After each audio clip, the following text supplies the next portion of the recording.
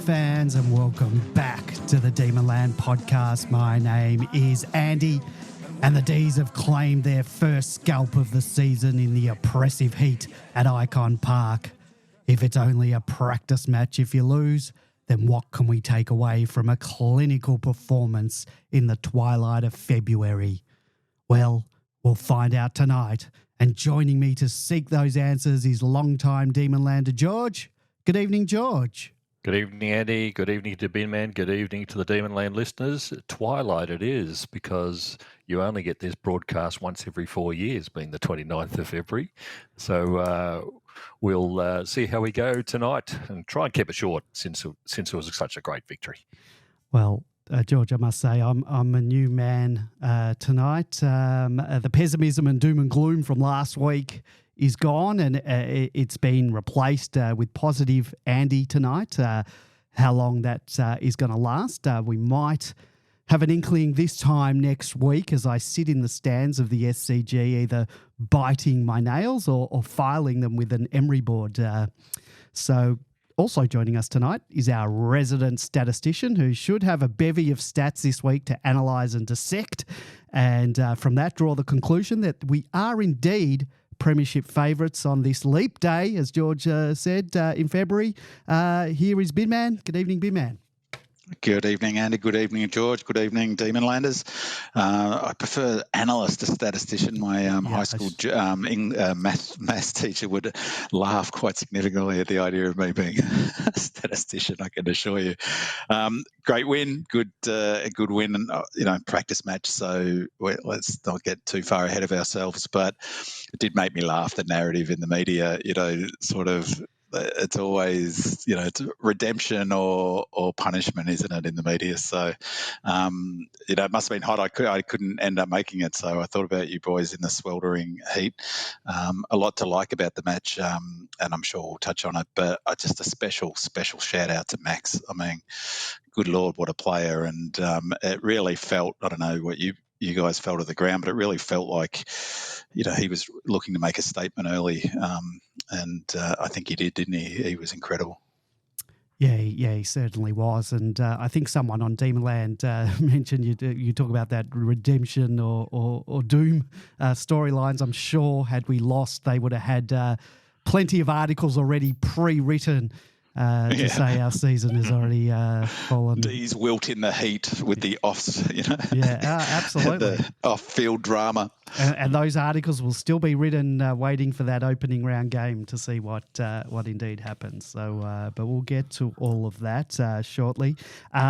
Each week, I ask our loyal listeners to help us out by leaving us a 5-star review and a comment on Apple Podcasts. We absolutely love the feedback, and we read it out on the show. Giving us a 5 stars, in effect, helps boost the podcast and brings more listeners to the show, and that in turn drives more people onto Demonland, and therefore we get more contributions from more voices to this show from our audience. So the best way you can help out the podcast is by amplifying us in the form of these reviews, or just by helping to spread the word about Demonland to your Demon family and friends. And all the way from Canada, Tristan writes, a fantastic podcast by Andy, George and Binman and all the listeners who contribute. I came across this podcast in 2021 and followed along as we broke the 57-year drought. Was so critical during 2021, especially when we couldn't always go to the games and had to find other avenues to stay in touch with fellow fans.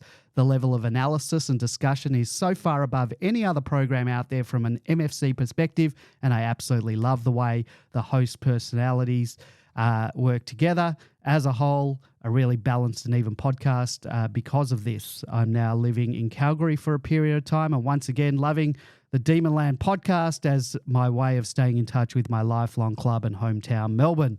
Thanks for all the hard work everyone puts in to make this podcast happen, and keep it up, Tristan. Thank you, Tristan. What a great review. Thank you. George, do you want something to say? Yeah, just a g'day to Tristan in Calgary, and being a Demons fan. And, of course, there's plenty of lovely skiing around Calgary, out at Sunshine or Lake Louise or Norquay. But also being a D fan, he would know that on at Sunshine there's one particular run called Delirium Dive, and you don't get to ski on Delirium Dive unless you've got an avalanche beacon to let you through the gates onto it, and you'd be absolutely bloody mad if you do that. But it'd be interesting to know whether Tristan's attempted it. I've stood at the top of it and looked at it and said absolutely not. But yeah, good to see the D fans as far as Calgary. Well, and good to see George leaning into the stereotypes. Yeah, I was just what's the joke about D's fans? If you're not actually a D's fan if you're skiing at Buller, I mean, who skis at Buller when you can go to Calgary? Yeah, exactly. Yep. Well, I'm a very big D's fan, and I've never been skiing. I think I've only seen snow once, and in my life. So cheese boards. Golf claps. Look, I'd like cheese. Blankets. I do enjoy yelling, kick it. Well, that I definitely do. And go number 9. From Canada to the Netherlands, Julian writes, bridges the distance back home and guides through the emotional roller coaster of football fandom. Immense gratitude to Andy, George, Binman, and anyone else involved in making this show. As a D's fan overseas, this podcast helps me feel connected to the club and has helped me ride the waves of emotion over the last few years. Well, thank you, Julian. I'm glad that we can bring the Demon diaspora closer to home through this podcast. So, guys, keep the feedback coming. We really do appreciate a 5-star on Apple Podcasts. Please don't forget to click that write a review link and write a review, as well as giving us the 5 stars, because you can do both, but we appreciate the 5 stars and the review, and we will read it out on the show. If you follow us on Facebook, Instagram, Twitter, or Threads, and you want to leave us feedback, post a question or a comment for the show, you can post under our podcast post each week and just slide into our DMs. We won't read out your full name on the show and keep you anonymous. In addition to being available on Apple, Google, Spotify, SoundCloud, and all your preferred podcasting apps, the Demonland podcast is available to be watched and listened to on YouTube. Just search for Demonland podcast to find our channel.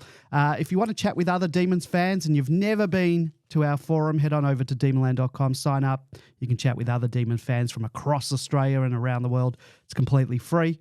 And in addition to being able to post questions or comments for this podcast, you can, you can read lots of threads and topics discussing all things Demons related. So join in on the conversation. If you'd like to join us on air tonight to talk about any of the topics that we're going to talk about, give us a call on 0390163666. That's 0390163666. I'll answer, put you on mute, bring you on when there's a break in the conversation. You can call this number during the week and leave us a message. We'll play it on the show. If you're listening live, join us in the chat room by simply heading on over to demonland.com/podcast. Get my co-host to keep an eye on that to bring up any questions or comments that we receive there. During the season, we are live every Monday, so if you want to listen to the show live, head on over to demonland.com on Monday nights at 8:30. Next week, we're doing our season preview show on Monday night on the eve of the 2024 season, which begins on Thursday night. So check in with us this coming Monday for our bumper 2024 season preview show, where you can marvel at our predictions for the upcoming year. And before we get into our review of last night's practice match against the Blues, I want to take a little bit of time to discuss the devastating news that we received last week when Angus Brayshaw announced that he would be retiring from football as a result of multiple concussions over his decades-long career. The decision follows extensive neurological testing and expert consultation, which concluded that Gus should be medically retired as a consequence of the concussion he sustained in the 2023 qualifying final against the Magpies.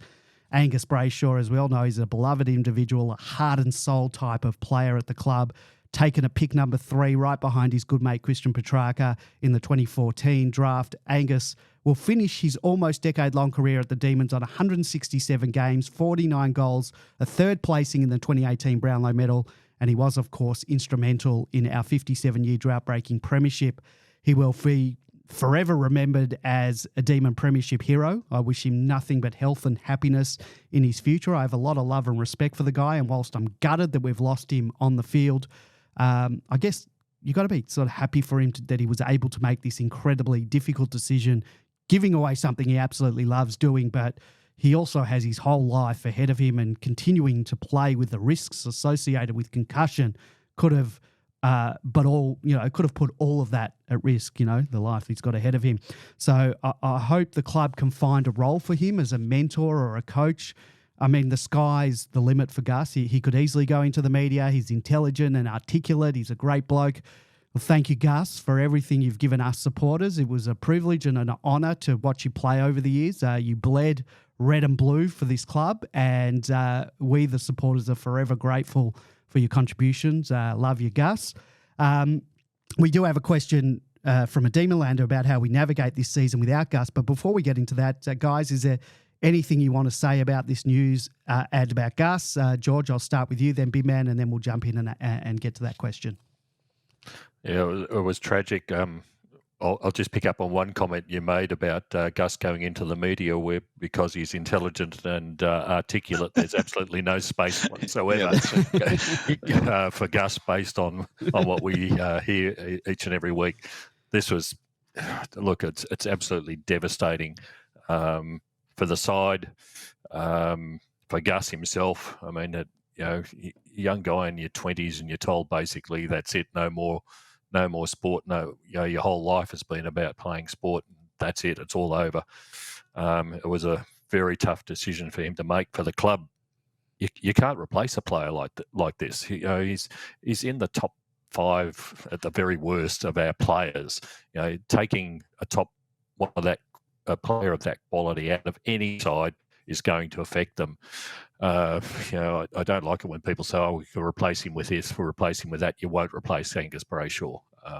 He's just got too much talent, too much capability, too many skills. It'll be a while before we see someone come up to the same level as him. What will happen this year as a result of his absence, we've just got to wait and see. We'll do the best we can with the other players that we've got. But taking someone like that out at the start of the season is pretty similar if good quality players do an ACL before the first round, and that's what we're faced with. There's some big questions.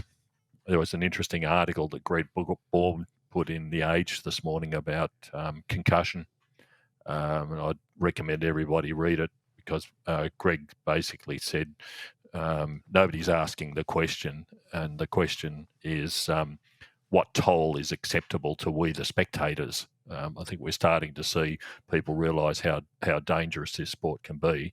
And as he said, the games in the Coliseum used to be acceptable, but not anymore. The bare knuckle fighting used to be acceptable, but not anymore.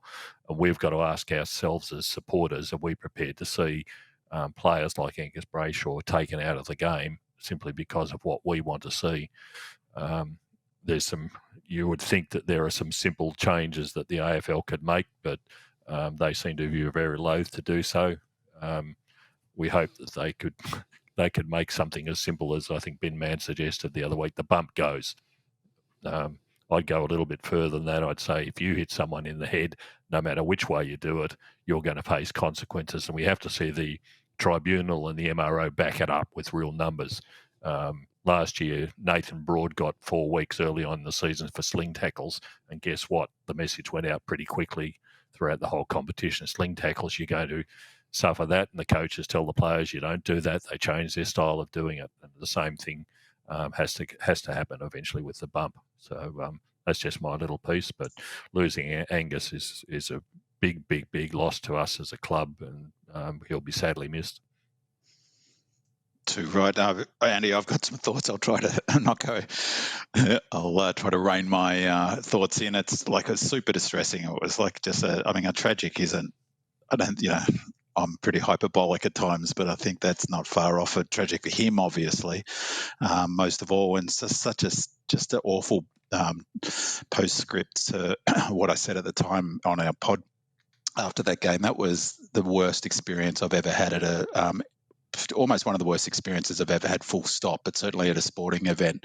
Just that febrile environment. And I to be honest, I've I had a lot of angst towards Maynard, but I've parked that. I don't, I think it's not fair to expect others to. People can react how they want to Maynard. For me, I actually, have a lot more sort of angst towards the AFL.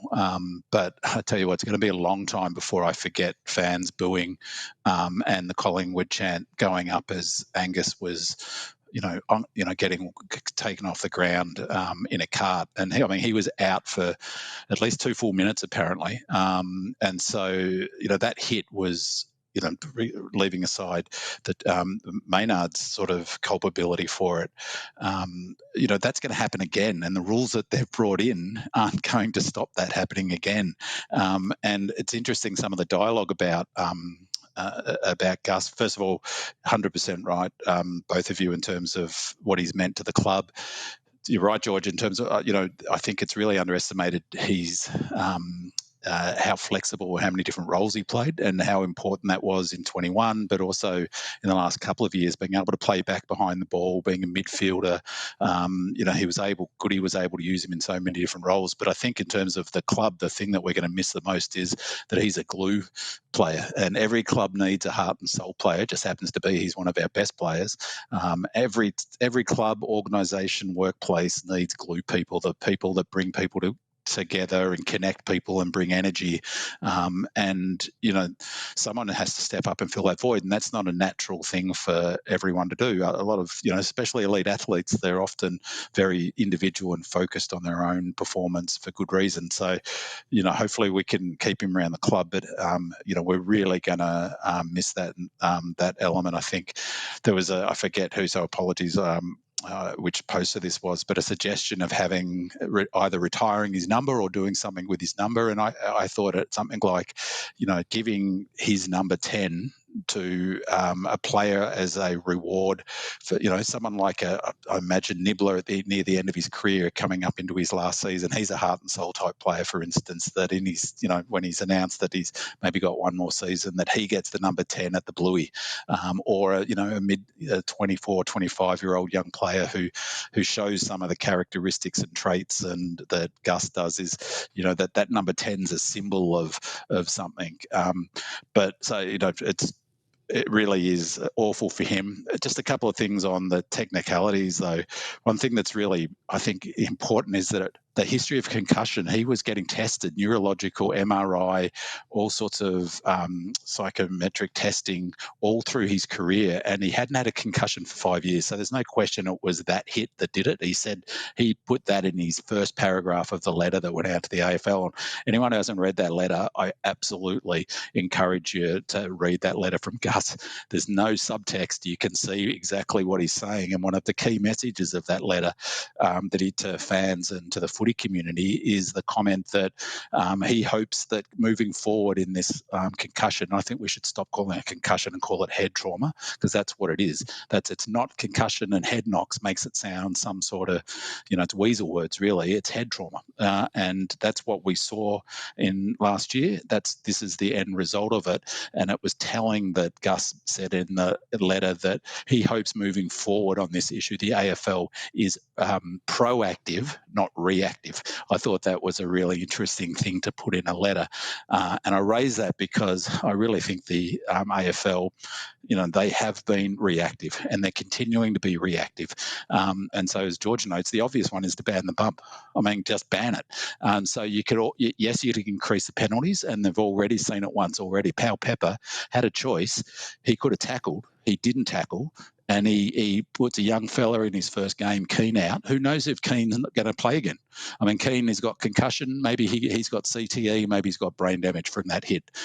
All because 𝗟𝗏𝗏 chose to bump. Now, he's been given 4 weeks. Yes, that might mean some players hesitate to bump, but if they're not allowed to bump, if any bump, whether it hits them down through the middle of the chest or just on the shoulder, is immediately a suspension, the bump will go from the game. Goody said last year that he trains his players not to bump. And the question I would have is, what's the benefit of bumping? What do you get? Like in that example with 𝗟𝗏𝗏, what could have he got benefit other than rattling the cage of a young player? Where was the benefit? A tackle wouldn't have got. A tackle gives the opportunity to win the ball back as well. A bump doesn't necessarily. It just might jar it loose. And you risk, of course, losing 𝗟𝗏𝗏𝗏 for 4 weeks. So, losing a key player. So for me, it's that health and safety principle. It's predictable. Someone's going to get seriously hurt from a bump. It's predictable. I don't see what value the bump has in the game, other than the sort of gladiatorial thing that George was mentioning, and that I hadn't read that article, George, but it's exactly right.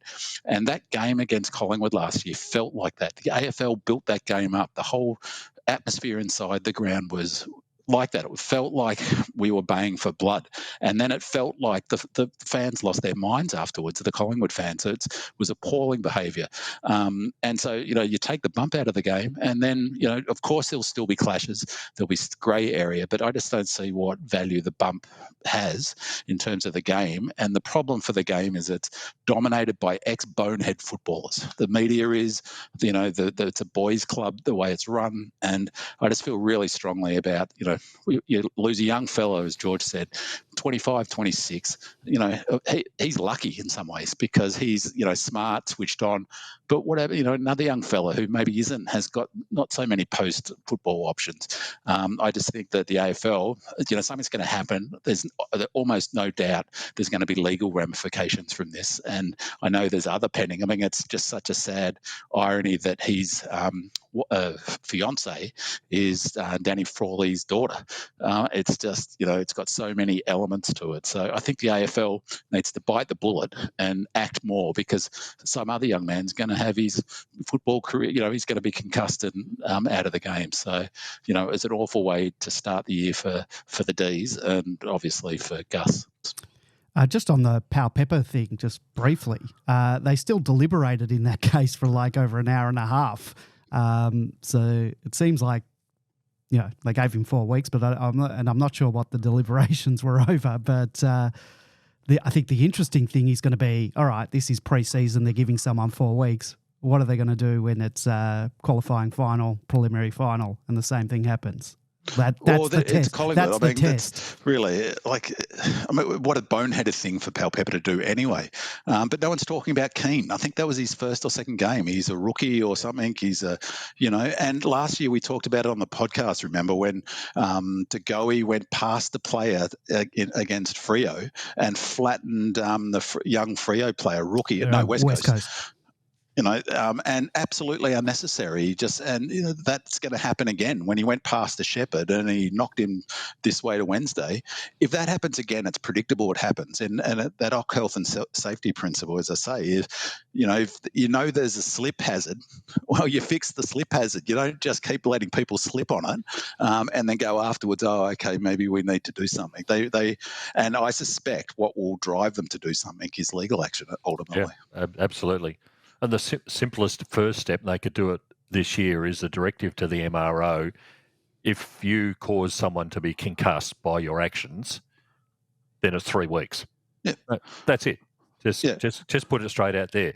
At the moment, you can concuss someone like Maynard did, get no penalty, or they go to the tribunal and they get a week, and yet the person who's concussed is out for weeks at a time.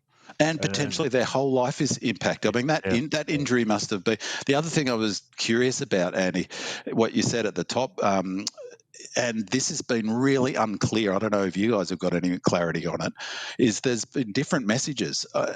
Did he retire, or was he given no choice? There was the wording of medically retired. But I don't know if which doesn't sound like a choice. And him retiring based on the medical thing, or I think he had to front an AFL board or some medical board related to the AFL. And I don't know. It's only supposition, but I can't see that any employer could tell someone like that to retire. But, again, this is what I mean. He's taking the correct advice from the medical experts. That's the good thing. Can they? And this is what drives me nuts, is the AFL seems to me to put, they're the stewards of the game. They're responsible for that's a workplace, and they're responsible for it. Why are they allowing there to be any grey about this? It should be crystal clear whose decision that is. It's not crystal clear. Even on Demonland, there's lots of debate whether he chose to retire or was retired, which is what the retired is an action word, isn't it? It's like someone else is retiring him. So obviously he got that information, but he didn't sound thrilled. Like, it wasn't like, I initially thought, oh, that's a brave decision he's making, but he may not have had a choice. And the fact that that's not clear to me, that is another grey area that the AFL are, they're working in this grey zone that I think is no good for the game. And, too much of their emphasis is on the financial bottom line. Success for them looks like if the game is healthy finance-wise. And so, we're getting these ridiculously long seasons, this grey area about something like that. They've got to lead, not be driven by the financial bottom line, I reckon. Pingu says, devastated about the news of Gus's retirement last week. Champion player whose career has been tragically cut short. I hope the club can find a role for him. He will forever be a premiership demon. We simply can't replace his on-field leadership, but how do you think we will cover the important role that he played? So we know there is no one to replace him, but how are we? What do you think we're... As I said, from my perspective, what will really miss is his cultural, what he brings to the culture and that stuff. Yeah, and that's irreplaceable. To be honest, from a playing on-field perspective, I think we're actually pretty well positioned to cover for him in some respects, because Salo goes into the midfield. If Howes can make it, he goes back, for instance. Turner will come back in to provide some support back. I think, there's a lot's been made on Demonland about discussion of our list. I still maintain we've got the best list in the AFL. We've got good depth. I think we can cover him. I mean, George's comment about thinking about like an ACL is a really good one. I mean, Collingwood have lost McStay for the season, same sort of deal. So we can cover him for this year. And, it's a business, isn't it? So not wanting to be to be hypocritical and then jump into a cold sort of business analyst. We're going to have a lot of money at the end of this year to gap fill, aren't we? He must have been on a pretty reasonable salary.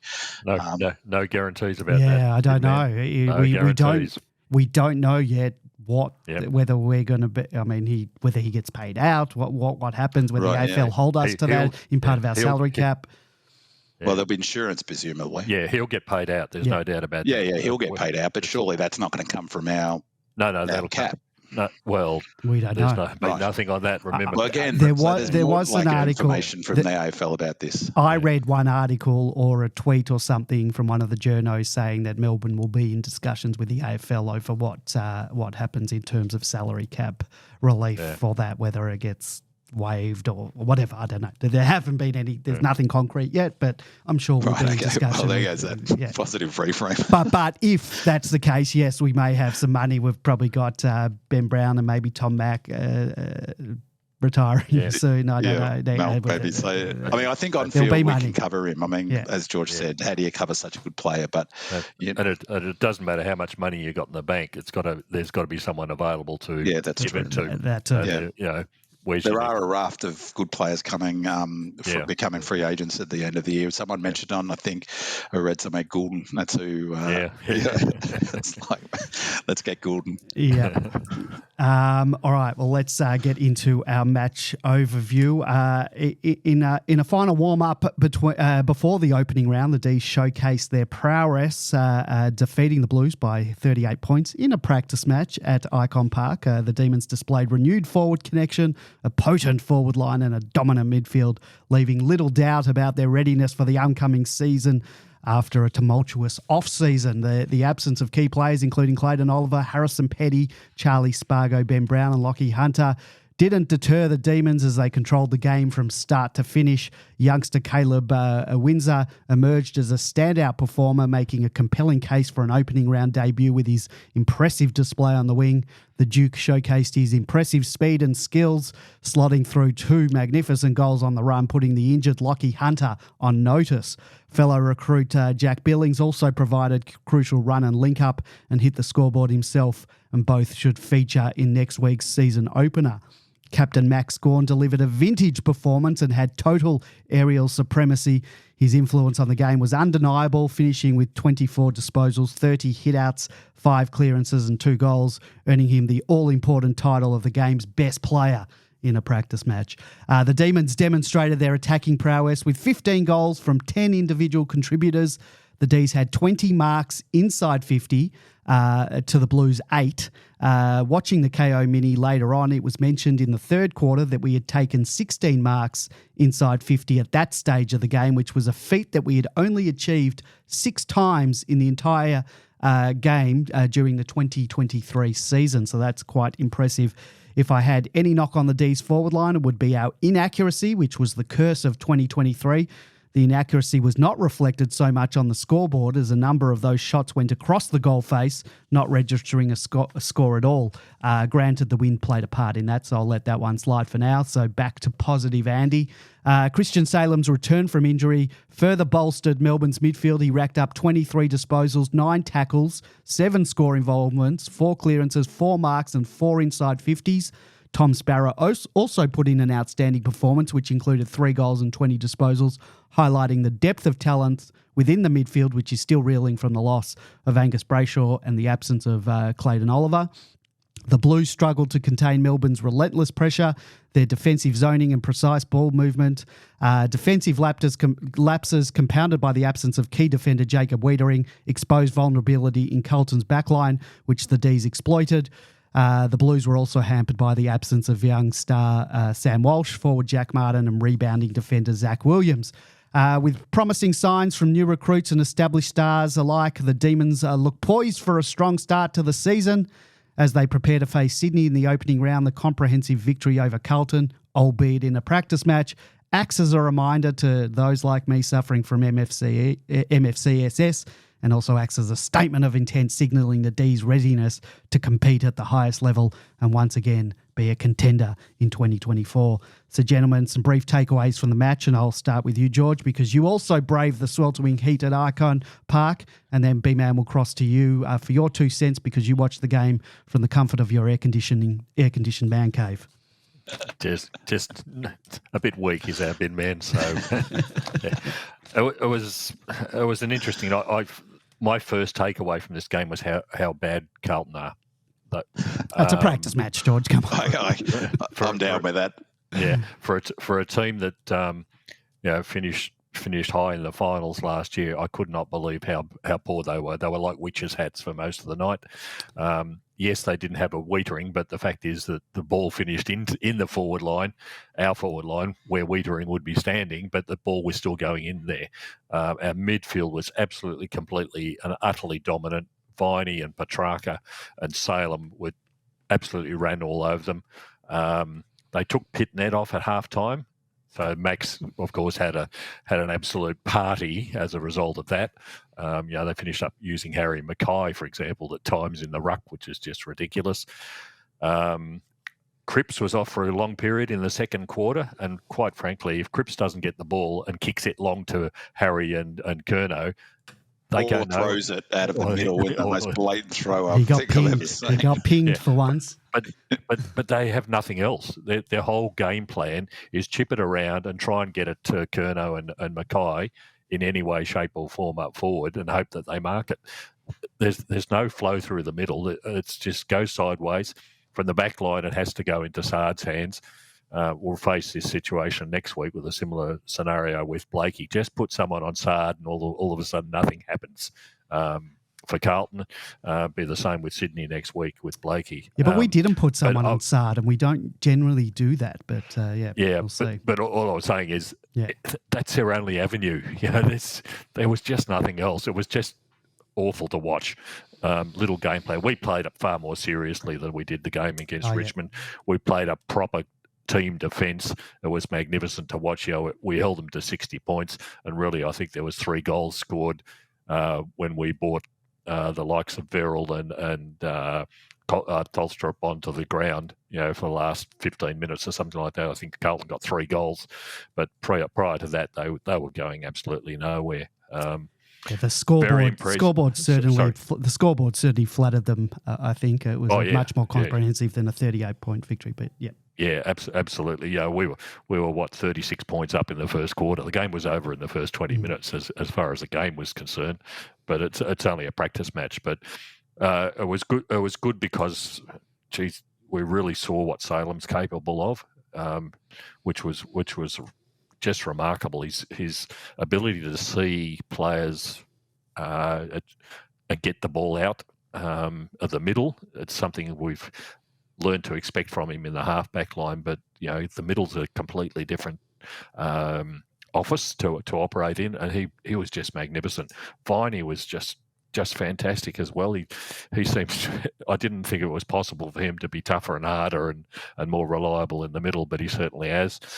Not just that, I think, and we mentioned it last week in terms of his disposal. He was at 93 on 90 and 93 disposal efficiency, and that's just remarkable. He's our best user at the ball in terms of disposal efficiency at the moment. Petrarca gave 𝗟𝗓 an absolute lesson in how to play the midfield. It was brutal what Petrarca's capable of, and it was just for Melbourne supporters, it was sheer joy to watch. And like the practice match last week, we got to see plenty of opportunity. We got to see plenty of opportunity to see players playing in different positions and opportunities for the younger ones. So we saw Windsor on the wing. Unfortunately, we didn't see as much as perhaps we would have liked for Verrill and 𝗏𝗏 and Kine and Brown. But I think it's starting to send a message, for the players who will be selected in the first game. These guys slotted in pretty nicely when they were called upon, so that's very promising. But overall, the team just looked really sharp and really, really ready for the season proper. Absolutely, and as I said last week, my sense was this was the game that each year there's been one, and it's often been the first, actually the practice game, not the community series game, where it's been our full-scale practice for the season, and that's what we saw, I think. And for me,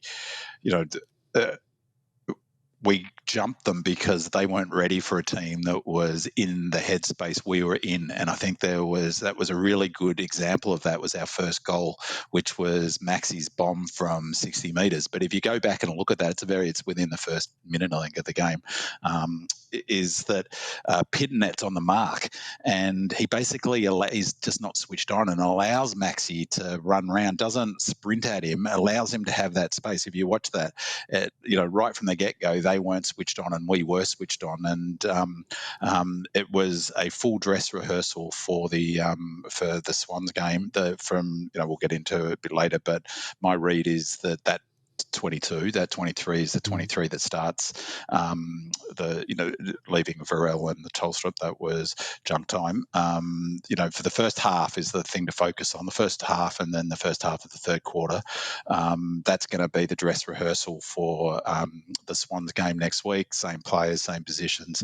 I think the only one difference will be Brown will come in for 𝗏𝗏, but we'll talk about that later. But I was super impressed with that attitude. And when we look at the numbers, I was actually thinking that, why I wouldn't read too much into it. We talked last week about, if a team's not applying AFL or even close to AFL level pressure, or one team is applying something near that and the other one isn't, then you're going to get a blowout. And I was thinking, I don't think the Blues were switched on. But when I looked at the numbers, I could look at the numbers actually for their contested possessions, for instance, were really high. They were only a few behind us, so it wasn't as if their effort was completely terrible like ours was in that 10-goal stretch when Richmond piled on and when Richmond were in that first 15 minutes in the practice game or whatever that simulation was last week. And just on your point, George, about Carlton, it's funny you should say that, because I was thinking during the game is that if the Carlton fans would think like it was a bit like being a D's fan last year, we look good but we're struggling to move it or whatever. I think that was a huge part of that was our all-team defence. I'll get to it a bit in a sec with the stats, but it just completely, it wasn't, they were trying to move it. They were trying to get it going, but they just couldn't because of how effective our all-team defence was. So impressive performance and some real individual highlights that we'll probably, we'll get to through the show. So, but, it was terrific to have a good hit out, and it was good, as much as I joke about that sort of redemption narrative in the media, it was good, wasn't it, to get a win to at least tamp that down a bit, and so we can, even on Demonland, it's been a little less angsty in the last 24 hours than it was after the Tigers loss. Well, let's be man. Yeah, you would have had a plethora of stats to pour over this week, or you only had less than 24 hours to do it. Well, certainly as opposed to last week when we really didn't get much. So what insights can you give us from a statistical perspective? Well, not too many stats because all I could find is the AFL stats on the game. Wheelo's not got them up yet, and I'm hoping Wheelo will post the stats again this year. They're the ones I sort of really relied on last season. But so again, as I said last week, we're just going to change it a little bit for the stats file this year. Just focus on the good, the bad, and the curious. I still haven't got my I haven't got the rights to that song, but I'm on it. I'm on it, Andy. So I want a stinger when I get the copyright approval. I want my stinger. For, don't you have to just you can sort of change the music? Maybe we might have to get someone if anyone is musically inclined and can just sort of tweak it so that it's sort of what's the song that you want to use. Yeah.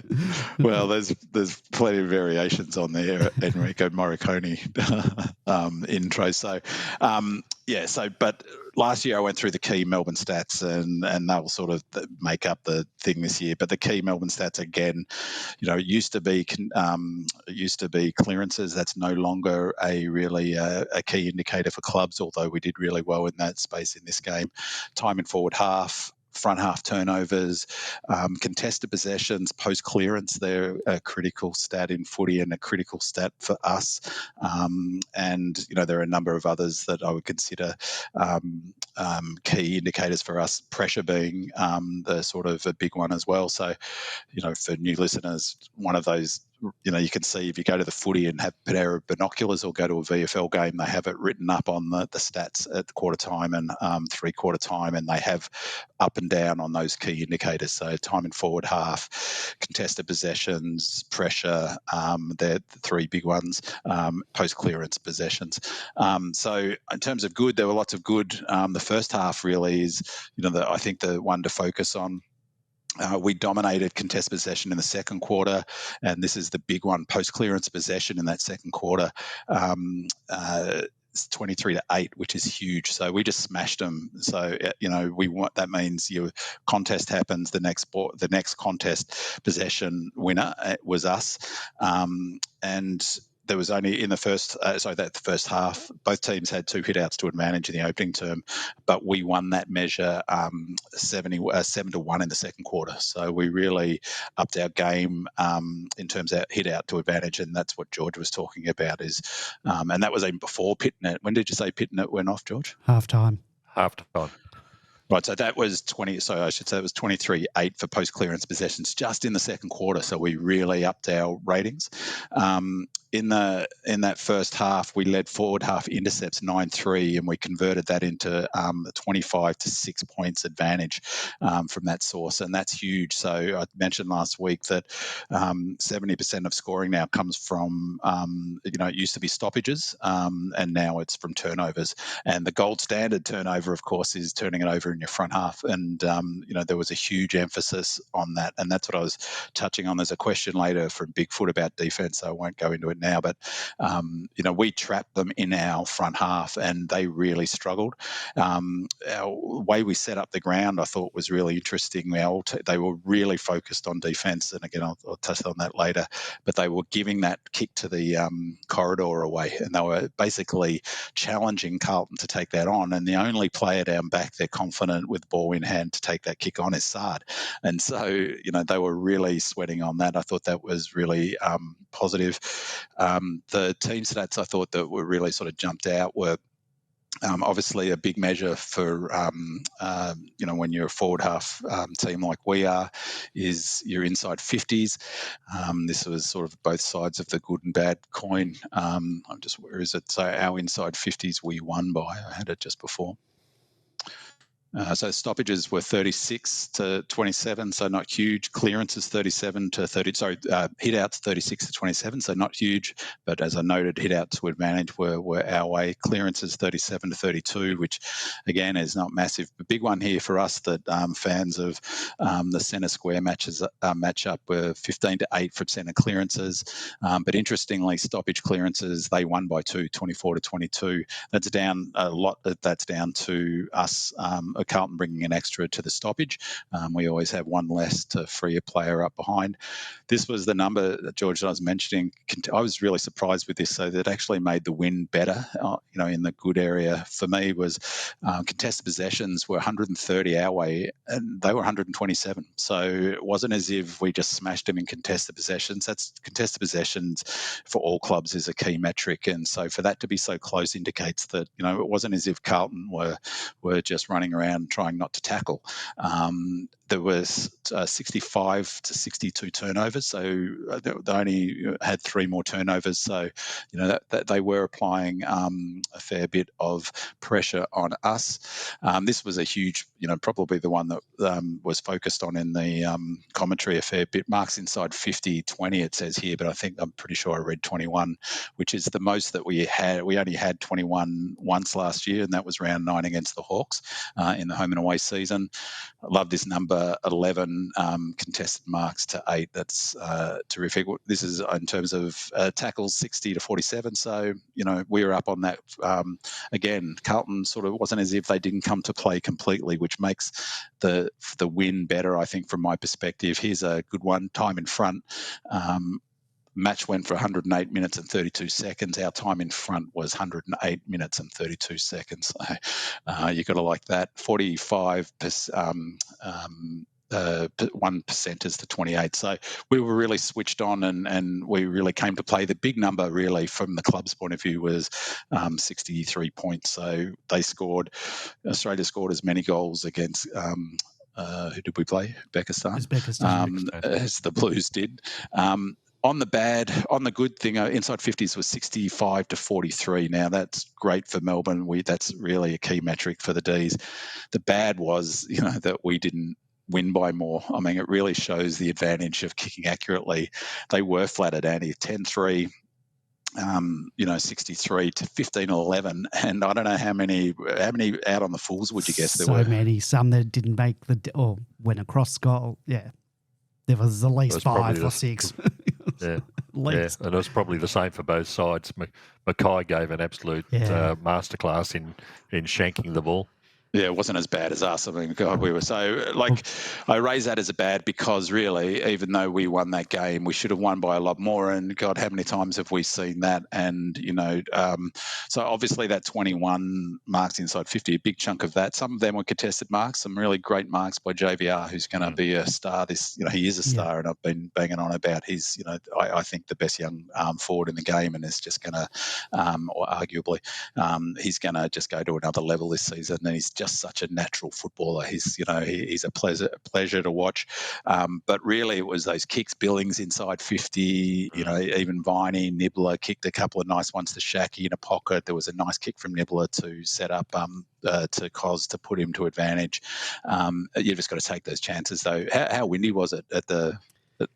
It looked windy on the telly. You could see There was a strong northerly, certainly up until almost 3/4 time, but that's blowing across the ground. So it was coming into difficult. Our face where we were sitting. Yeah. And then the first of the westerly change came in about 3/4 times, but it was really fluky. So it'd be westerly, and then there was remnants of the northerly still there. So it was probably less noticeable in the stands compared to out on the ground. I think they were a lot more affected by the wind than people appreciated. So we'll give them an out, but they've not got many credits in the poor kicking for goal bank.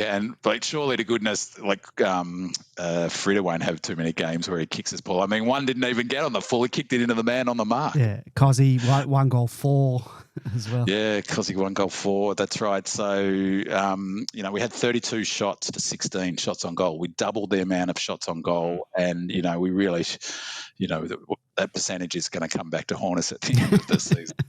In the practice ladder.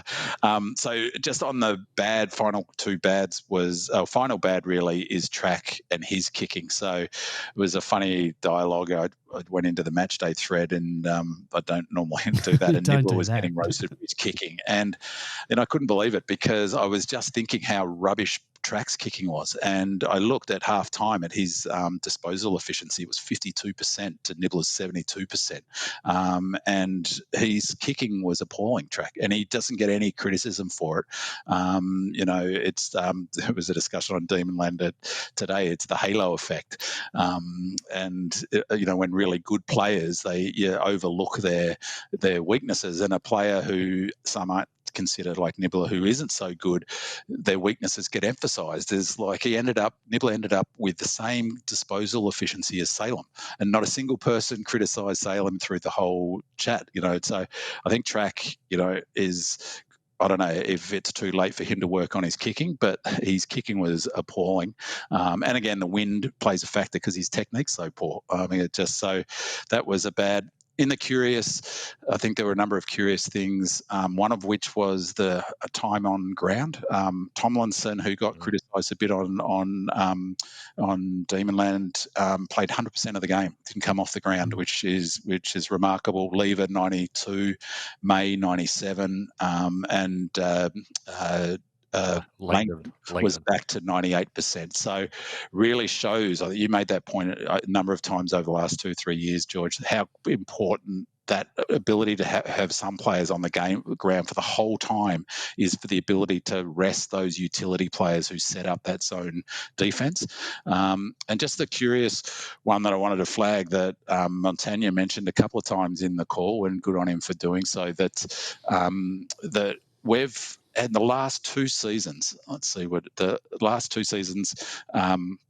it's just too big a number for it to be a statistical anomaly, that in the last 2 full home and away seasons, the D's have only been out of the top 4 twice. The last 3 seasons. Like, that is not, that's just, to me, an amazing stat, and that I just think that we consistently get underrated. Yes, we've gone out in straight sets, which is, that was awful. But, that's not a statistical anomaly. That's sustained excellence over a 3-year period. I mean, and I wonder for the statisticians out there how often that's ever happened in the history of AFL footy. I mean, 2 weeks in 3 full AFL seasons to be outside the top 4 is incredible, particularly for the Ds. I mean, God, followed the Ds all my life and die for one season like that, let alone 3 in a row. So I think that, it sort of led me to thinking that last year our performance was underrated to a large extent, given how many players of quality that we lost. We had Fritter out for half of the season. We had Oliver out for half of the season. We had Maxi missing 4 or 5 games. We had T-Mac out. We had Melk out. We had Pets out. Brown. Yet we still finished top 4 and didn't fall out of the top 4 hardly at all last year, did we? So, good on Montagna for highlighting that. I think it's a good thing for us to focus on as we go into a season looking good. Every chance we'll be in the top 4 again. I did a quick look at round 23 last year for the teams that were playing in the finals. We had 6, maybe 7 players unavailable. Like you said, Ben Brown, Fritsch, Petty, T-Mac, JVR for 1 game in the finals. Melcham and Hibbert. It's easy to forget. You look at the other teams, and those are, I only consider the top 22 type players in this sort of thing. Brisbane had Ashcroft. Carlton had Zach Williams. Collingwood had Nick Dacos and Moore, both who came back for the finals. Exactly. Yeah, GWS had Aaliyah, and that was it. And then that's exactly right. We had numbers, and you look at the other end of the spectrum. North had 13 not available on round 24. We go back to the old story about injuries going into finals. That's the whole story, and has been for the last 10 years now almost. It's who's got the players available. It's not surprising that Brisbane and Collingwood play in the finals with 0 players missing for Collingwood and Ashcroft missing for Brisbane. So. And I just think that even D's fans, if using Demonland as a sort of proxy for D's fan, underestimate it. Even in this game, there was some talk in the media, or at least sort of filtered through Demonland, that they were missing Wiedering and Walsh.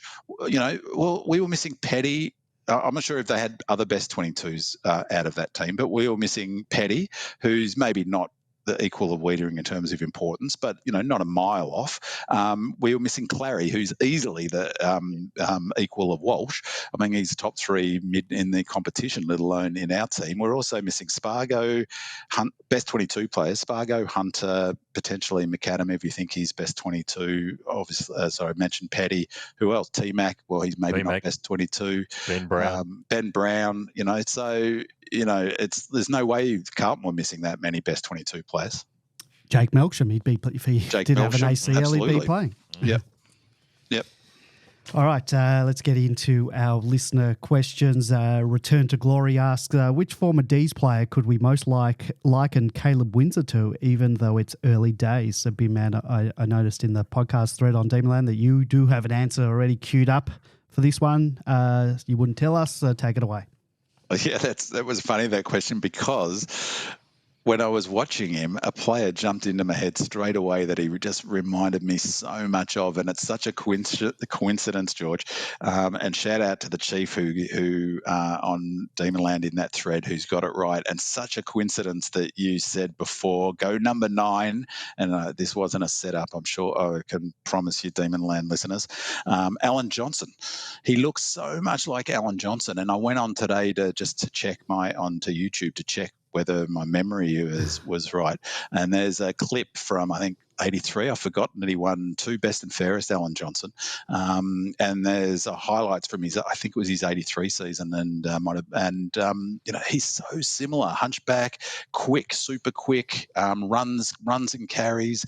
And I think 𝗟𝗏𝗧𝗘𝗡 mentioned that his pick for who I was thinking of was Stephen Stretch. And ironically, after that question was posted, I thought, maybe Stephen Stretch, and I had a look at his clip, but he's more sort of fluid and he's a bit but he's reminded me so much of Alan Johnson. AJ was one of my favourite players, and I reckon, it was underrated, but I'd forgotten that, as I said, that he won 2 blueies, but a champion player, fantastic player, and if wins is half as good, we've got a star on our hands. See, and George has also been to training a number of times, and I've really noticed his skill, that silky skill that he's got. But what I haven't noticed at training as much was how quick he is. When he put the afterburners on, I don't think I've seen that at training. I knew he was quick, but I hadn't seen it sort of up close in the flesh like I did. And Sard couldn't even keep up with him at one stage. Yeah. I mean, it was late in the game, and he was probably a bit tired. But put the jets on and just went. George mentioned that last week, and it's so important, speed in footy, to break those lines, and that's what AJ used to do: is run and carry, and then have a shot at the end of it. So, someone mentioned that perhaps I was thinking of Travis Johnston, but Travis Johnston was a bit more laconic, and he was a smooth mover, but he wasn't super quick, was he? No. I actually don't think, well, from a limited sample that I've seen, Windsor doesn't look as good a kick as TJ was. TJ is the best kick with 𝗏𝗧𝗘𝗡 that I think I can recall at the club. So it's very hard to be running full pelt and kick those 2 goals like he did straight through the middle. Check what I'll put it in this podcast thread. There's a goal that Alan Johnson kicks in the I think the semi against West Coast at VFL Park in the wet. That's almost it's almost the same as that. He runs and carries and kicks from 50. So Alan Johnson. Number 9, George. I thought you were going to say David Neitz. George, anything you want to add on Windsor? No. He's what I particularly like about, I don't give any of the new recruits the chances in the first game. AFL's pretty ruthless, but he's slotting it. There's an opportunity there, and he's grabbing it with both hands, and his speed is something. And what really impressed me about that goal wasn't the fact that he kicked it, but the fact that he attempted to kick it. Normally you get an 18-year-old kid, they'll look to hand it off or something like that. There was no question. He was going for it, and that was it. But I want Which tells me that he's got the green light to do it, George. I want him to do that.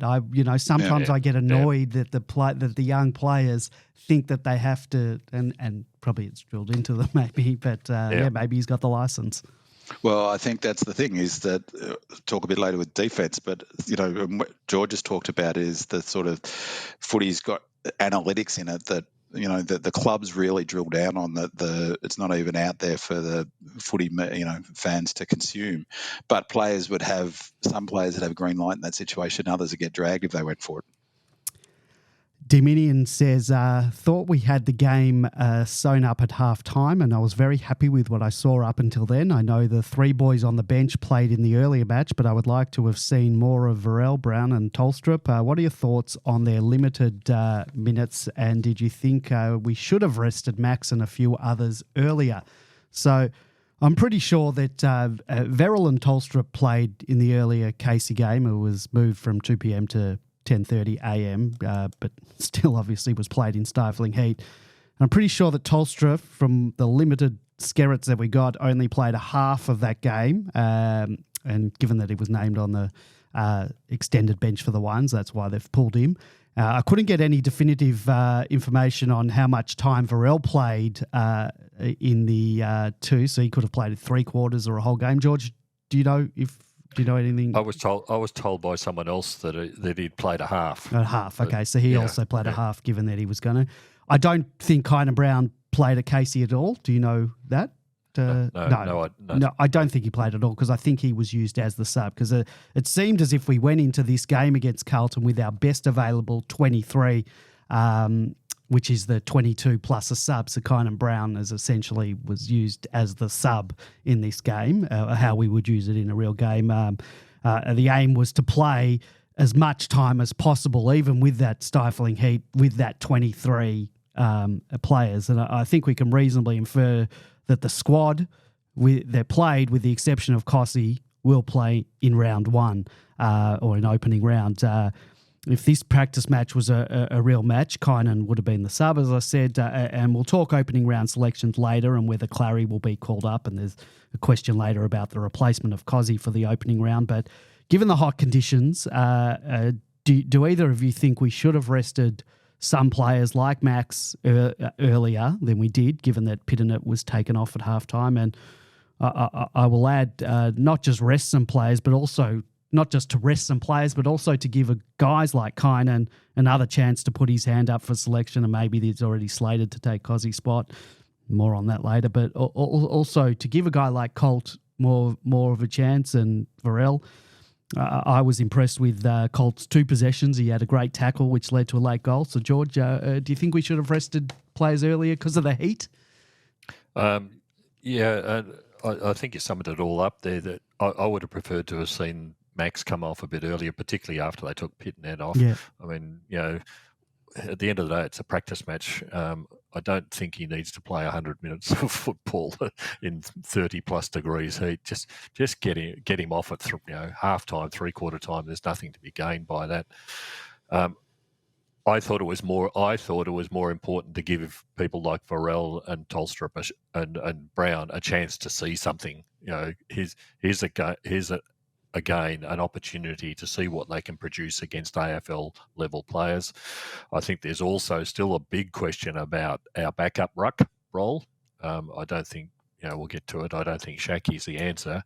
And 𝗏𝗏𝗏 seems to show a lot more than what 𝗍𝗏𝗏 does in the ruck component, at least. So I thought, give him a full quarter, even if he's played a half earlier on in the day. Give him a chance to go, and he did pretty well, quite frankly, when he was brought on for that short period of time. So, I thought we could have rested a few other players. You really don't. You probably can't tell Jack Viney to come off, but you don't need track running around when you've got a 𝗠𝗏 Brown who could do with a few miles in the leg. Especially with 𝗏𝗏𝗏 being out next week, there's a very, very, very good chance that he's going to be the replacement. Before Big Man goes, just you touched on 𝗏𝗏𝗏 and saying, you'd like to see him, you don't think 𝗍𝗏𝗏, and we'll talk 𝗍𝗏𝗏 a bit later as well. But where does 𝗏𝗏𝗏 play when he's not, if it's 𝗏𝗏𝗏 over 𝗍𝗏𝗏, just say, because you want him, you think he's a better backup ruck for Max and to give him more time in that role. Where does 𝗏𝗏𝗏 play then when he's not being the backup ruck? That's the question, and that's why I would have preferred to see him on the ground a bit more. Play back up ruck, and then you can also drop him into the forward line to see how he goes down there. I mean, at the end of the day, he's 199, and a big kid. The trouble is, he had a shocking run last year with injuries, and he hasn't had much opportunity. But this would have been another opportunity. At this stage, I don't think they're going to change their minds all too much. But Varel keeps putting his hand up like that, so perhaps an opportunity lost. But we're not looking at the numbers, that they have to meet for their conditioning and and things like that.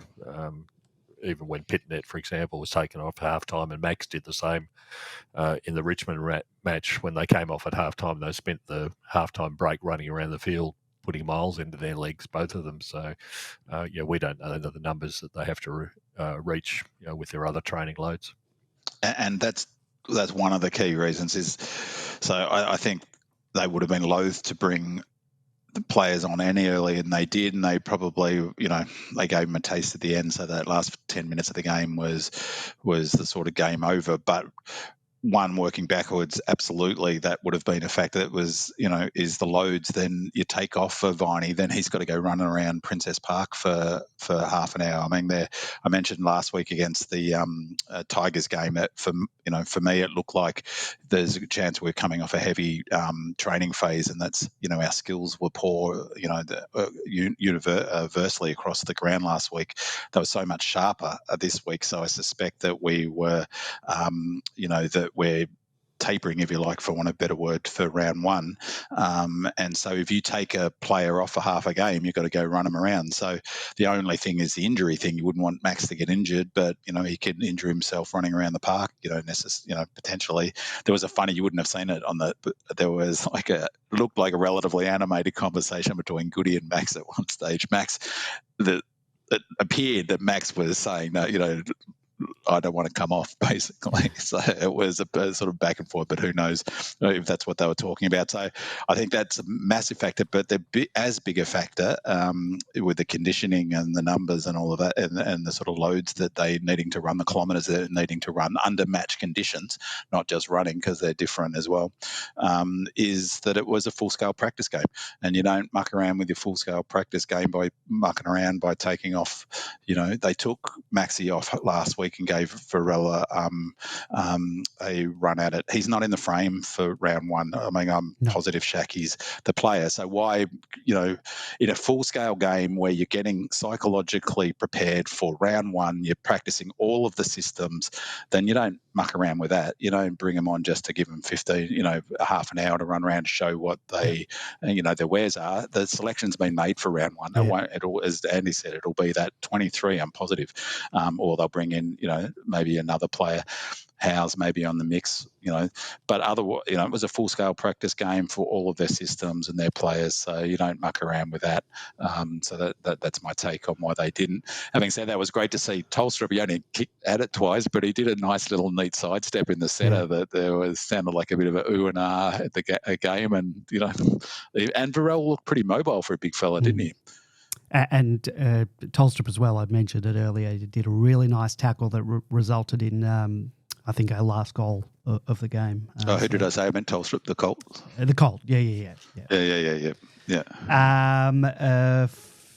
Lefty says, thought our forward connection was excellent and only let down by set shot kicking for goal. How do you think our forwards fared, 𝗟𝗂𝗋 and Roo?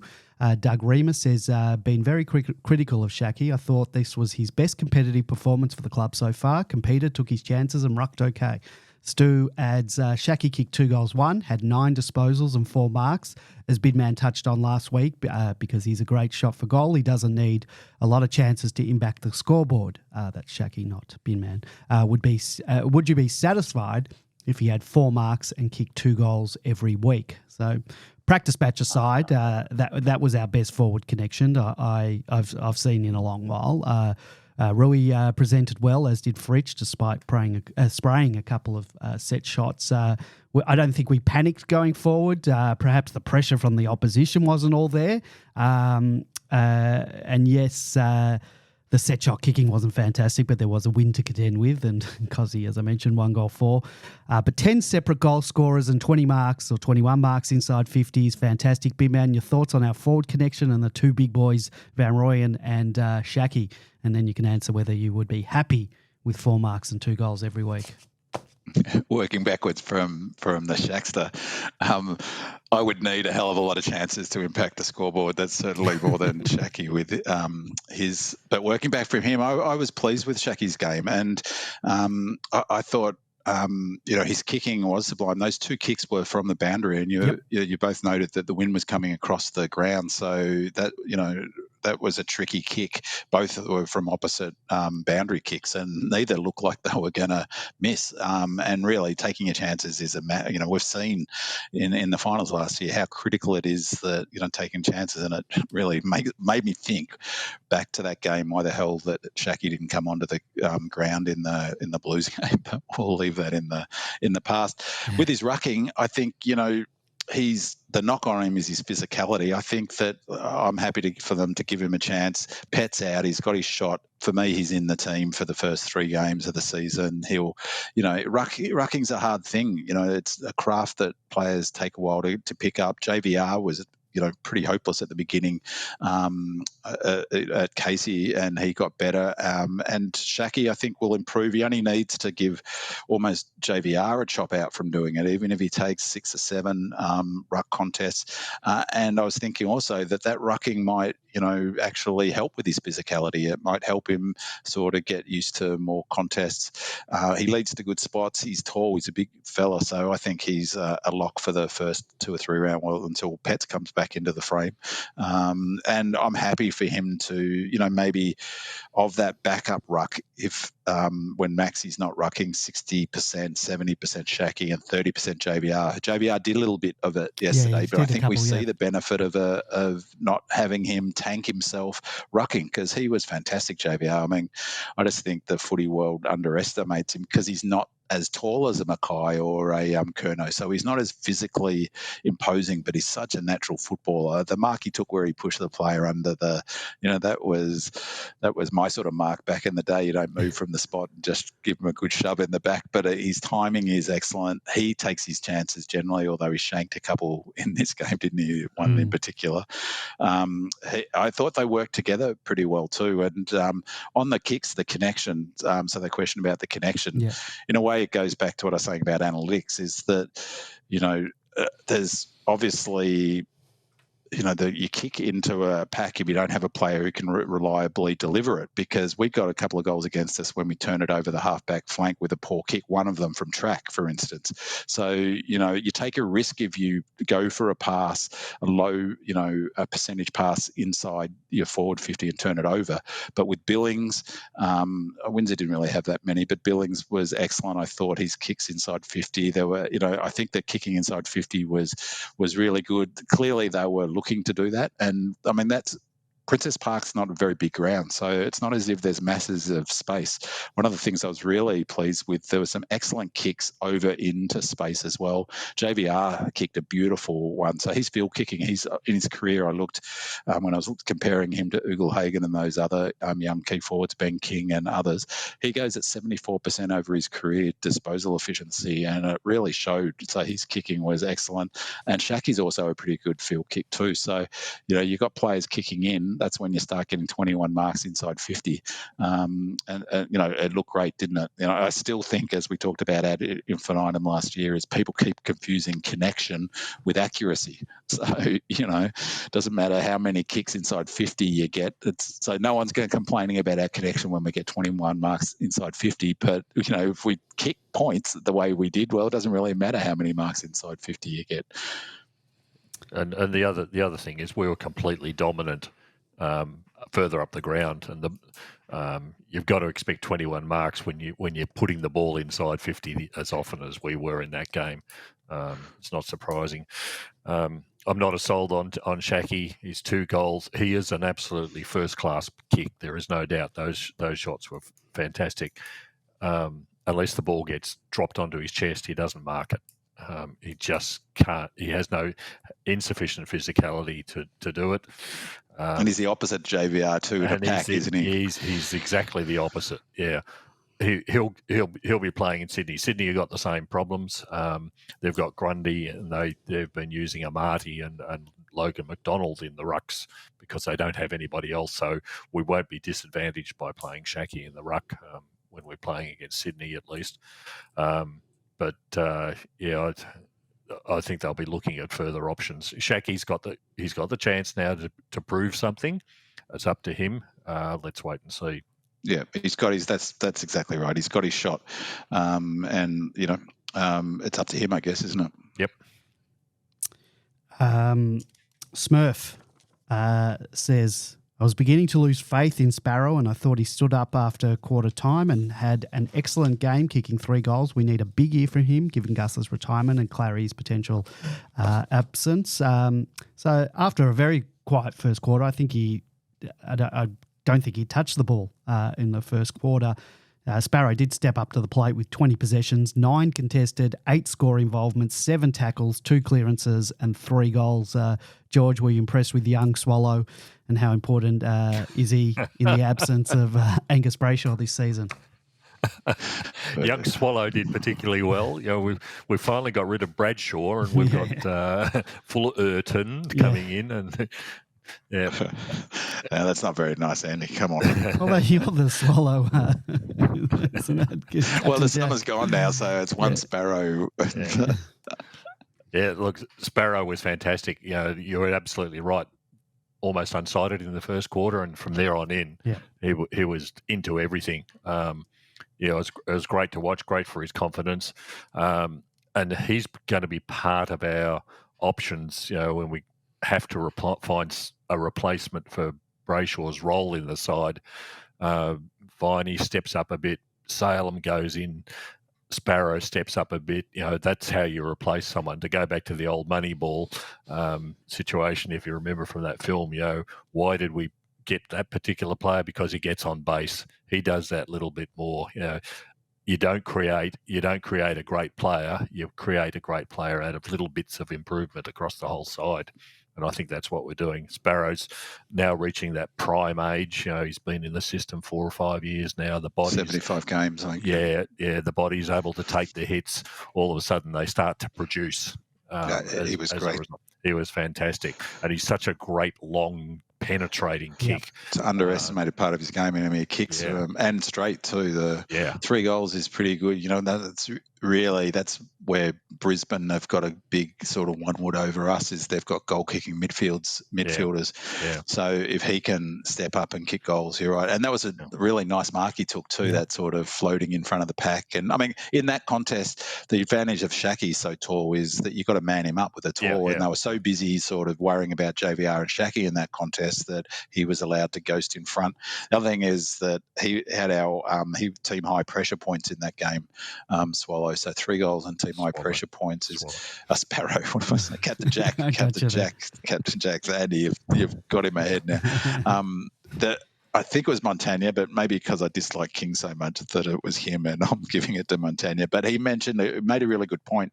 I thought that having to wax with Viney essentially from the half-forward flank, coming in and being a midfielder is tricky. I think it was Montagna was saying, because you're sort of out of the game on half-forward flank, and it's like what sort of role are you playing?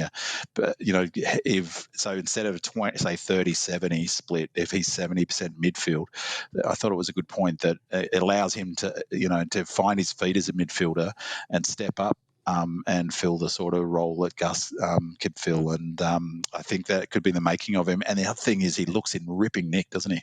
Mm. Yep.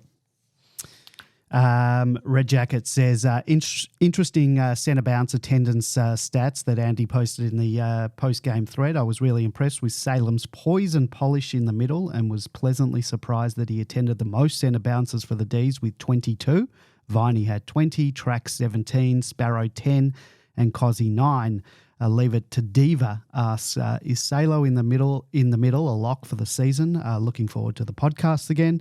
So, Bin Man, You love a CBA statistic, and I'm, of course, not referring to the Commonwealth Bank of Australia statistics. Centre bounce attendances, and Christian Salem with his poison polish, as Red Jacket puts it, he's going to be an important piece of the midfield puzzle in the wake of Gus's retirement. Looks super fit. His elite disposal is just what we need. He had a bit of 2021 about him last night. Is he a lock for the midfield role in 2024? I reckon he is a lock. And just another thing about the CBA attendances was really curious. If you accept the hypothesis this game was a dress rehearsal for round one and how we might play, and 𝗦𝘂𝗯𝗀𝗧𝗡 is the sort of midfield coach, isn't he? So is that if you look at the centre bounce attendances, of only 4 or 5 players went to centre bounce all night. I think it was 𝗟𝗂𝗍𝗍, Viney, Nibbler went to one, I think, and that was it. There was no Rivers. 𝗏𝗏𝗏𝗏 was up there, the second or third. So it wasn't like the Richmond game where every man and his dog was getting a run through the middle, which to me suggests that that was an experiment, that they're not going to repeat that often. We'll have a fairly settled midfield group, and 𝗟𝗧 will be in there. And I think that George I think it's spot on what George was saying earlier about 𝗟𝗧, is that, as a midfielder, he's got some skills that I think are almost better than as a halfback flank. And one of them is his ability to stand up in a contest and get smart hands off. He's also clever with his sort of tapping. There was a bit of that tapping going on. He's he's got such great spatial awareness. And I reckon this is really underrated. Player like Daniel for the Dogs has got the same skill, and Maya, whatever his name is at the Cats, the ability to under pressure hit a 20-metre kick, whereas Track can't do that, and he's either has to bomb it or he handballs it, which is okay most of the time, but you can't control the footy when it's in chaos like that. Whereas 𝗟𝗧's got the ability just to bunt those 20-metre kicks. He's got the skill to be able to do it. Finesse. He's got that low. Is the word. Sorry? Finesse is the word. Yes, but also that peripheral vision, and then the advantage of that, it's okay, it's only a 15-metre kick. Laurie's got a bit of a similar one too, but then you can mark it, you can control it and set the game, the ground up ahead of them, and you can stop the chaos. So there was one where Maxi tapped it to him. He was on the run. He didn't actually handle it. Would have just been the cherry on top. So I think he looks great in there. I reckon absolutely. It was interesting. He was the number one centre bounce attendances, and I'm calling it the 𝗟𝗧 effect. George, anything on 𝗟𝗧, or we said enough? No, he's definitely going to be in there.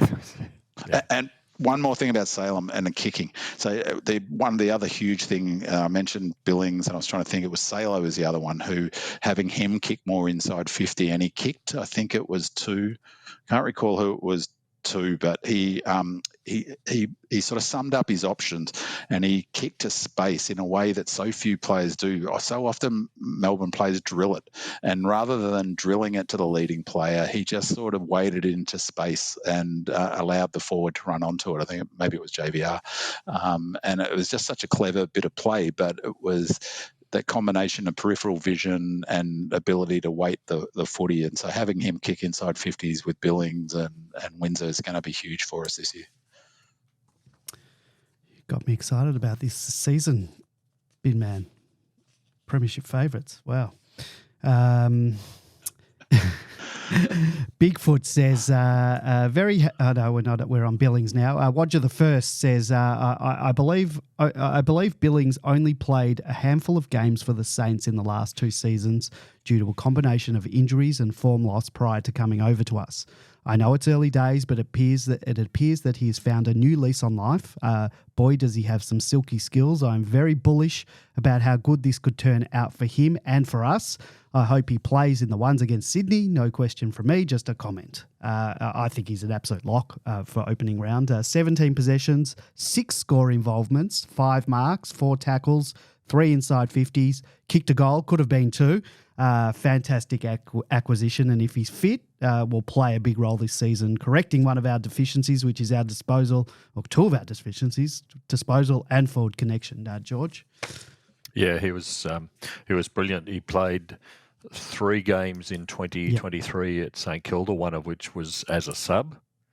He played 8 games in 2022 one of which was as a sub, so he's played the grand total of 9 effective games in the last 2 years because of injury, and it's not surprising your form drops off if you're playing, half a dozen or 10 games in the space of 2 years, and your confidence drops off and all that sort of thing. He is a brilliant kick. He is absolutely brilliant to watch. He did one of those kicks where he waded it into space. Yeah, it might have been him. He kicked to 𝗟𝗂𝗧𝗏, actually. It was such a good kick. Over the top into the space, and it was just, and he did the same thing in the Richmond game to as well. Fridge, Yeah. So brilliant to watch. The other advantage that we're going to see of having Billings is we suspect that Windsor will be sitting on the other wing. In this match, they were rotating Windsor, Billings and Langdon basically, but it enables a young kid like Windsor to play on the wing because Billings can rotate with him. You can't expect a kid to come in and play 100 minutes like a Langdon does on the wing. Is that the role he was playing in that? Yeah. Right, the wing, Billings, I mean, he was playing mainly the wings, right? Billings was wing moving to half forward, sort of. But he's obviously part of that rotation, which is going to be important. Like I said, you don't want the 17 or 18-year-old kid having to run 100 minutes on the wing up and down. He'll be cooked by the end of it and probably beyond. So if we suspect that Windsor's going to be in the first match, it's because Billings is able to cover off for him as well. But a brilliant player. Great vision. I just wish I wish he was more involved in the game. We'd like to see a lot more of him. I think George, I think that's what we're going to see. He'll get his 14, 15, 17, 18, 20 possessions. 17's all right. I think that's what we're going to get. But if we get 17 quality possessions into our forward line, I'm happy with that. If he kicks 1 goal, 2 goals, I'm happy with that. I can't remember if I mentioned. I think I did mention this last week, but the sort of question mark on him at the Saints was his defensive. That not defensive minded enough, and I don't think Lyon was a fan for that reason. And and again, I can't recall if I might have said this last week or written it on Demonland, but we've got enough players to cover the defensive hard in it. That's what we need is a player. I don't care if he's as long as he runs to the right spots. Like the defense isn't just tackling; it's doing the right thing and running to the right spots. And the other thing that was funny about him is that idea of confirmation bias. When he was lining up for that shot for goal, I thought he was never going to miss it. And then he missed the next one, and Montagna noted that he had the yips at St Kilda. I'd remembered that, but I wouldn't have been confident at all on that first one if I'd remembered. Because such a brilliant field kick. He could barely kick straight for about 2 years, remember. He had the total Ian Baker-Fitch yips there for about 2-3 seasons. And just while I think about it, Andy, last week I was asked you both whether how often do players come from the halfback flank and roll through to the middle and go back to the halfback flank? And we couldn't really think of anyone, and I forget who it was, noted on Demonland that in fact Collingwood did that quite a lot last year with Crisp and Dacos coming off the halfback flank into the centre. So there's no reason why. I'm not sure if they did that last night. Do you remember where 𝗟𝗧𝗏 went when he wasn't on ball? But there's no reason he couldn't go back in the same way that Dacos does. Yeah, I don't think 𝗟𝗏 went anywhere else other than midfield. Yeah. Right. He played a substantial part of the game. Yeah, 22 centre bounce attendances, which is probably almost every single one of them, except when he was on the bench. What I noticed in terms of the stoppages around the ground, guys like Rivers would often be just on the periphery of that, so not one of the midfielders right in amongst it, but being that on the outside to receive, a quick handball out, and that's what our back flankers, I think, are going to be doing. How was that kick from Rivers to Cos? That little dart. Come on, be still my beating heart. Come, Riv. What a player. Absolute scorcher. Absolute scorcher. Bigfoot says, very happy with the way we zoned in defence and were able to play tempo footy when needed. It was the mirror image of the way we played the match simulation against Tigers, playing devil's advocate here, but were there any concerns that we still gave up 3 goals apiece to their 2 key forwards in Curnow and Mackay? The latter could have kicked 5 if he knew how to kick. Granted, they're both Coleman medalists, and granted our defence shut down any other scoring opportunities and kept them under 70 points. So I'm not sure mirror image is the right description. I think what he might have meant because of the style game plan for the match. But it was diametrically opposed, I think is probably the word, but semantics aside, I think our defence played really well. We cut off avenues forward to the opposition. We applied pressure. We never panicked. We played the tempo footy when needed. I was bullish on Carlton in the pre-season, and perhaps it was only a practice match. I've got to remember that, and we don't know what their intentions and goals were for the game, but I thought they were very one-dimensional in their approach to goal, and if they're not careful, they could get worked out, and we of all teams know exactly how that story goes. Big man, thoughts on our defence, and is it a concern that their two 𝗟𝗏 medalists kicked mini bags on the day? Yeah.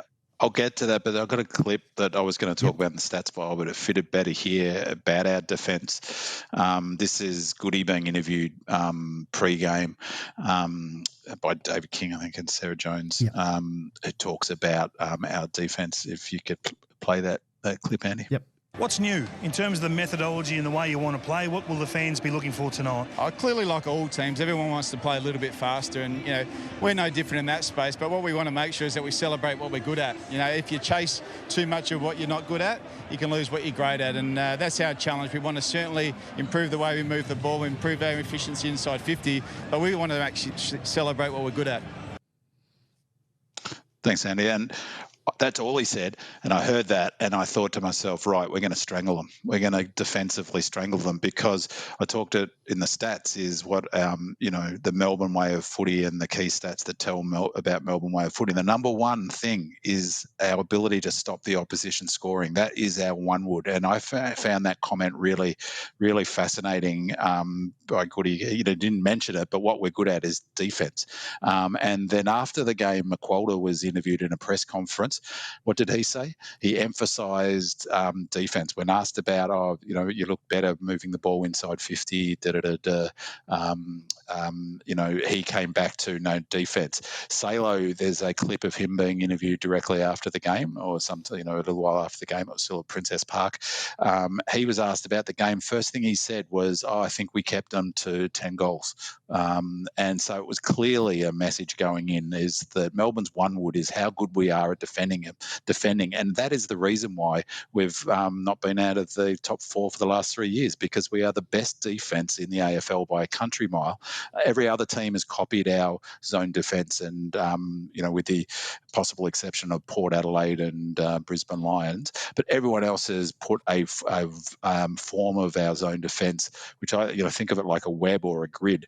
And I thought it was fascinating the way we set up. They were clearly hyper focused on shutting out the outlets from the Carlton, and Carlton looked super frustrated at times because we were giving up the corridor. We were inviting them to take that kick on, and that's what I meant by analytics before, is only some players in their back half would be allowed to take that kick on, and we sweated on it. We only got 2 goals, I think, from a turnover from when they kicked into the corridor, and that blew their brains, because only Saad really is reliable enough to hit that. We sweated on it, but what it meant was that even Saad was getting frustrated. Our grid was so well set up, and players were disciplined and running hard to get to those spots. He didn't know where to go. They were trying to move the ball quick, but they got stuck. They got stuck in our web, and you could see they were getting frustrated. That classic, what we saw so much of in 21, when players look up the field and get annoyed because it's like, well, what do I do? Where do I go here? And for me, I thought that was just brilliant, and I found it really interesting that was the focus that they brought in. So let's get back. Every team wants to move the ball fast. Yep, that's good. Well, what we're going to be good at is stopping oppositions move the ball fast. Let them take that on. And that was made a bit easier by how small Princess Park is, and we'll get tested obviously on the MCG. But next week's game is at the SCG, isn't it? Yep. So that's an even smaller ground than Princess Park. So I thought that was really fascinating. Both, that was clearly emphasis. Our defence was brilliant. It shouldn't be, we only gave up 13 shots at goals or whatever they had on the full, but 10-3. That easily could have been 7. 6 or something, and we win by 60 points. So that was clearly a message going in. So as to the question as, part of that piece of the puzzle is that you've got to give up goals to the bigs. So when they do finally get it and move it, well, 𝗦𝘂𝗯𝗀𝗧𝗃 and Curnow are the two best marking forwards in the AFL. Yeah. So, and clearly it wasn't bothering them so much. Tomo was on the ground for 100% of the time. So, if you end up, the opposition only get 10 goals. So we've talked about this over the last 3 years, haven't we? Is that the focus for them? They clearly had a number in their mind because, as I said, 𝗟𝗧𝗏 was the first thing he said was 10 goals. I think they only got 10 goals. It was clearly a key performance indicator going into the game. Yeah, remember when I interviewed... Who cares whether if you keep him? If the goal was to keep Carlton to no more than 10 goals, who cares if 2 of those players kick 6 of those goals? Was it Stephen May when I interviewed him? Mentioned a number, I think it was 75 or something, 70, 75. Yeah, I think up that's what they last wanted. year. I wonder whether they're looking at, in fact, this will frustrate some fans because, is that maybe Goody's going the other way saying, no, well, we're going to get better. We're going to get better at creating that grid. Let Collingwood try to pick their way through. Let's see how they go. And, as we talked about last week, the back half, the last third of last season in the finals was played the way Melbourne play footy. And, all of this fast ball movement is for the first 2/3 of the season. It's not for when the whips are cracking. CD asks, how did you rate Blake Howe's game? My sense is that he will learn reasonably quickly what his strengths and weaknesses are and adjust his game accordingly at the top level. Can he make it at AFL level? I'd say probably yes. In the meantime, we may see some goals leak if he stays in the starting 22. Just my opinion. Be interested in your thoughts. Now, I was certainly more positive about his game this week than in the match sim against the Tigers where he seemed in over his head. But having said that, as we mentioned, our game style from that match to this one was completely different. And in the match sim, because of the way we played, he was under siege and often in no man's land on the quick turnover, which wasn't his fault. He only had the 6 possessions this week, took a very nice grab in defence. He's still learning. He could still turn out to be the 𝗟𝗏𝗏𝗏 of 2024. Casey watchers were very bullish on him. I'm happy to persist for the moment. George, your views on House's match and the expectation on him, and is there anyone else that can fill that halfback role? We're a man short on the list now with Gus's retirement. I think the interesting thing with Howes is, we've said a couple of times on this program that was basically the 23 that we'll see next week, and Howes was one of those. Yeah. A couple of things that Howes provided. Firstly, he enables Salem to go into the middle. Yep. So there's the first positive. The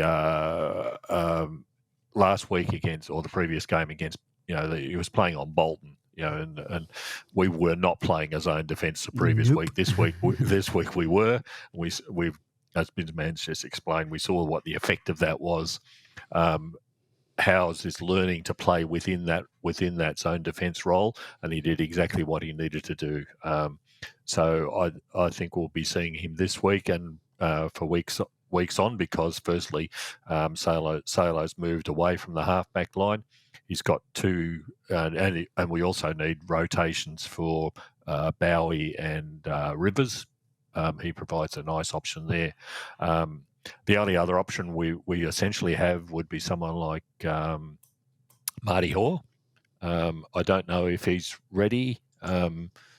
Looks pretty fit, but he's a different player. He's more of a key position defender, isn't he? Yeah, and there's.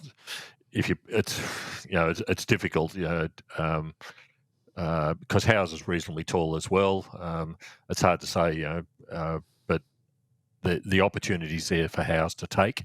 The chances are there, so I think he was cruelled horribly by injury over the last couple of years now. And we talked about it last year Andy said that he'd heard he was really close to selection before he broke his wrist or whatever that mid-season injury was. Yeah, so I think he'll be there. He fills the role. This is what we were saying before. how do you replace Brayshaw? You can't replace him, but you put a little bit of Salem in, you put a little bit of Howes in, you put a little bit of a bit of Monica in. A bit, yeah. That's enough.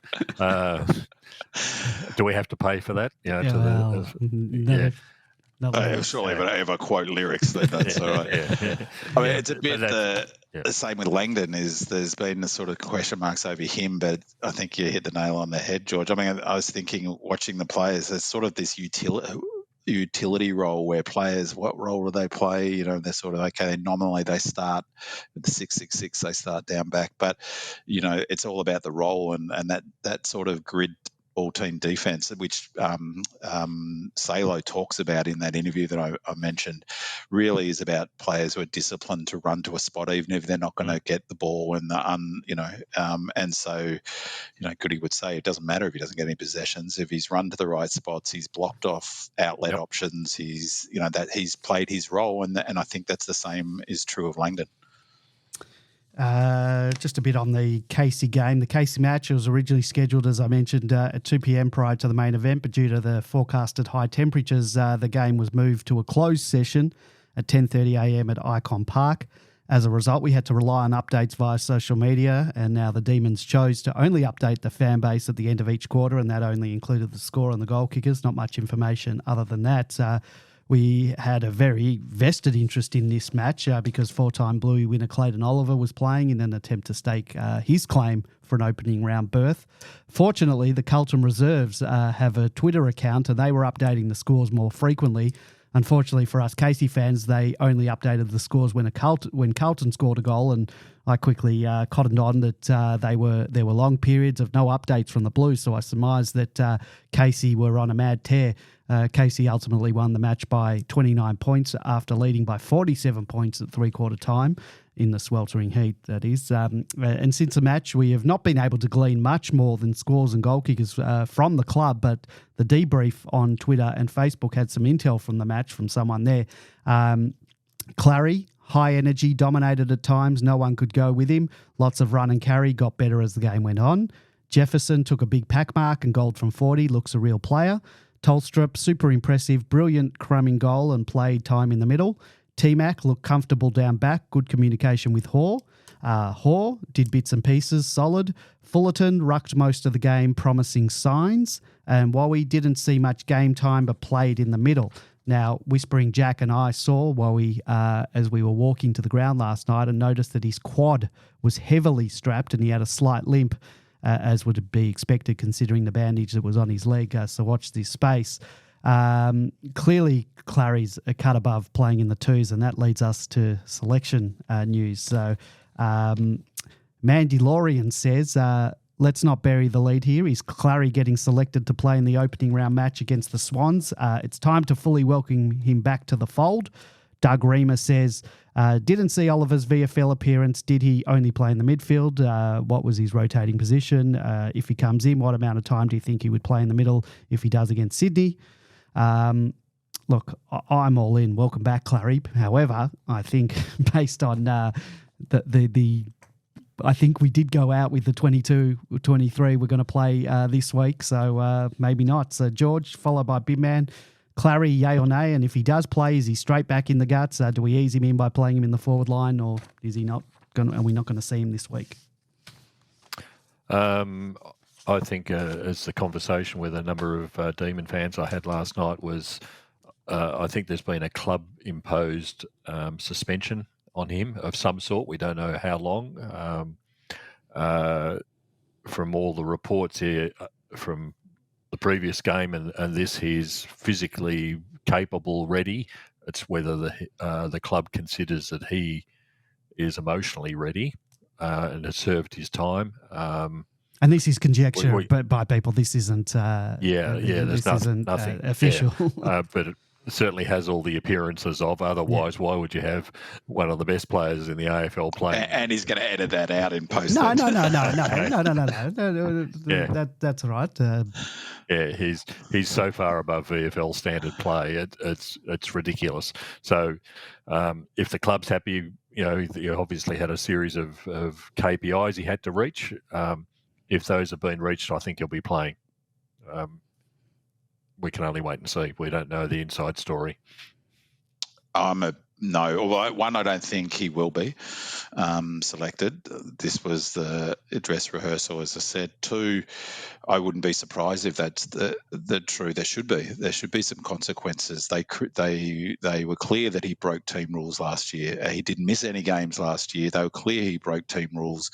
It is a confusing message to send to young players that if there aren't consequences, whatever the mitigating factors are, there's still, I think if there were consequences, that's good for 𝗟𝗏, that's good for the team.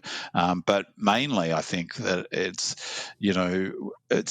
we don't need him in the first round.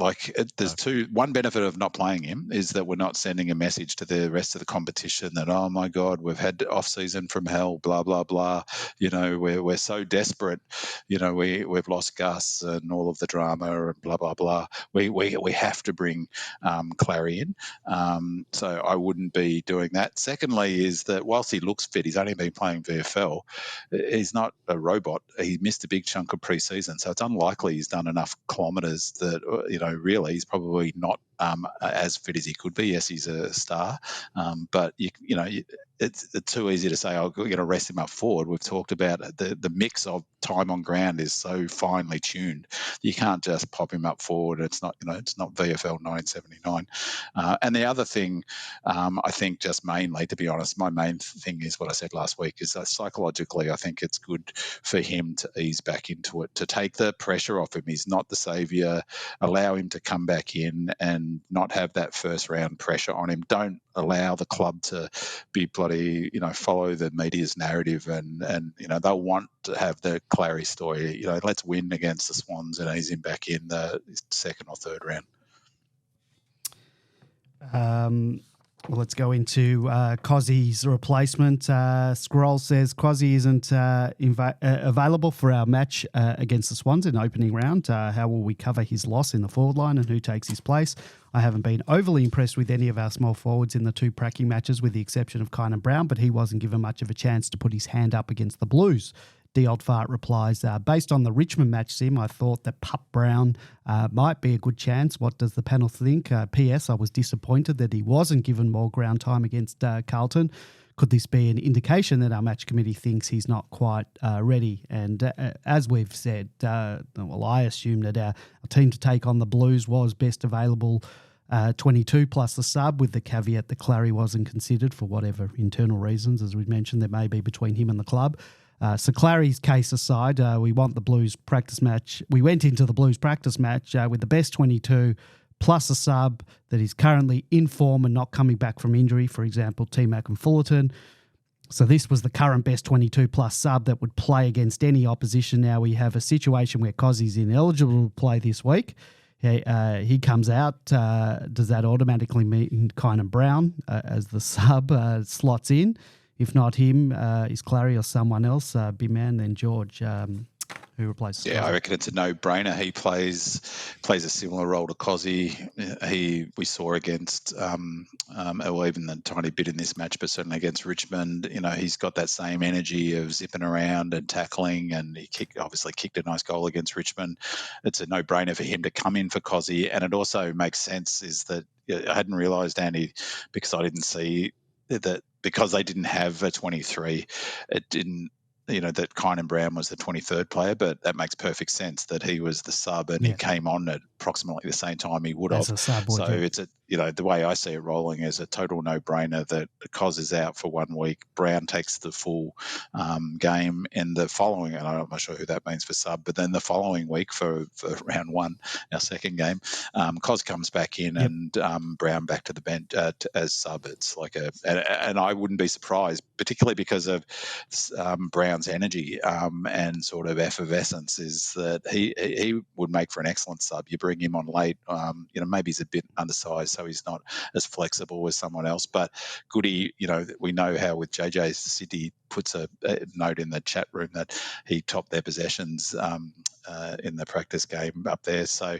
but he was used, he was used as a sub a lot, JJ, and Goody obviously likes that. Goody repeats things, so wouldn't shock me if that he's a bit of a go-to sub for a big chunk of the season, Brown. But just while I think of it, there's also a comment from Leave It to Diva that's a good in the chat room as well, that perhaps that medically discharged stuff around Gus is related to the insurance somehow. So maybe that's a factor in the mix. So that actually makes a lot of sense, actually. Yeah. Yeah, I think we'll see 𝗠𝗏𝗧𝗏 in some way, shape, or form. The sad part is we're going to miss 𝗦𝘂𝗯𝗀𝗧𝗏 up forward, undoubtedly, but we're also going to miss him in the midfield in a big way. The way that we've seen him play in these last two games, which means that people like Salem are going to spend a lot of time, like they did in this game against Carlton, in the midfield. Their time in the midfield is going to be greater than what perhaps we normally would want. I wouldn't be surprised if we do see people like Billings go in for a couple just to cover off the 𝗦𝘂𝗯𝗀 who's missing. But I think over the season we'll see 𝗦𝘂𝗀𝗀. Or Laurie. Laurie could go in and take some time. Or Laurie, yeah, just a little bit here and a little bit, once again. So not Nibbler. No. But 𝗠𝗏𝗧𝗏𝗏's the obvious.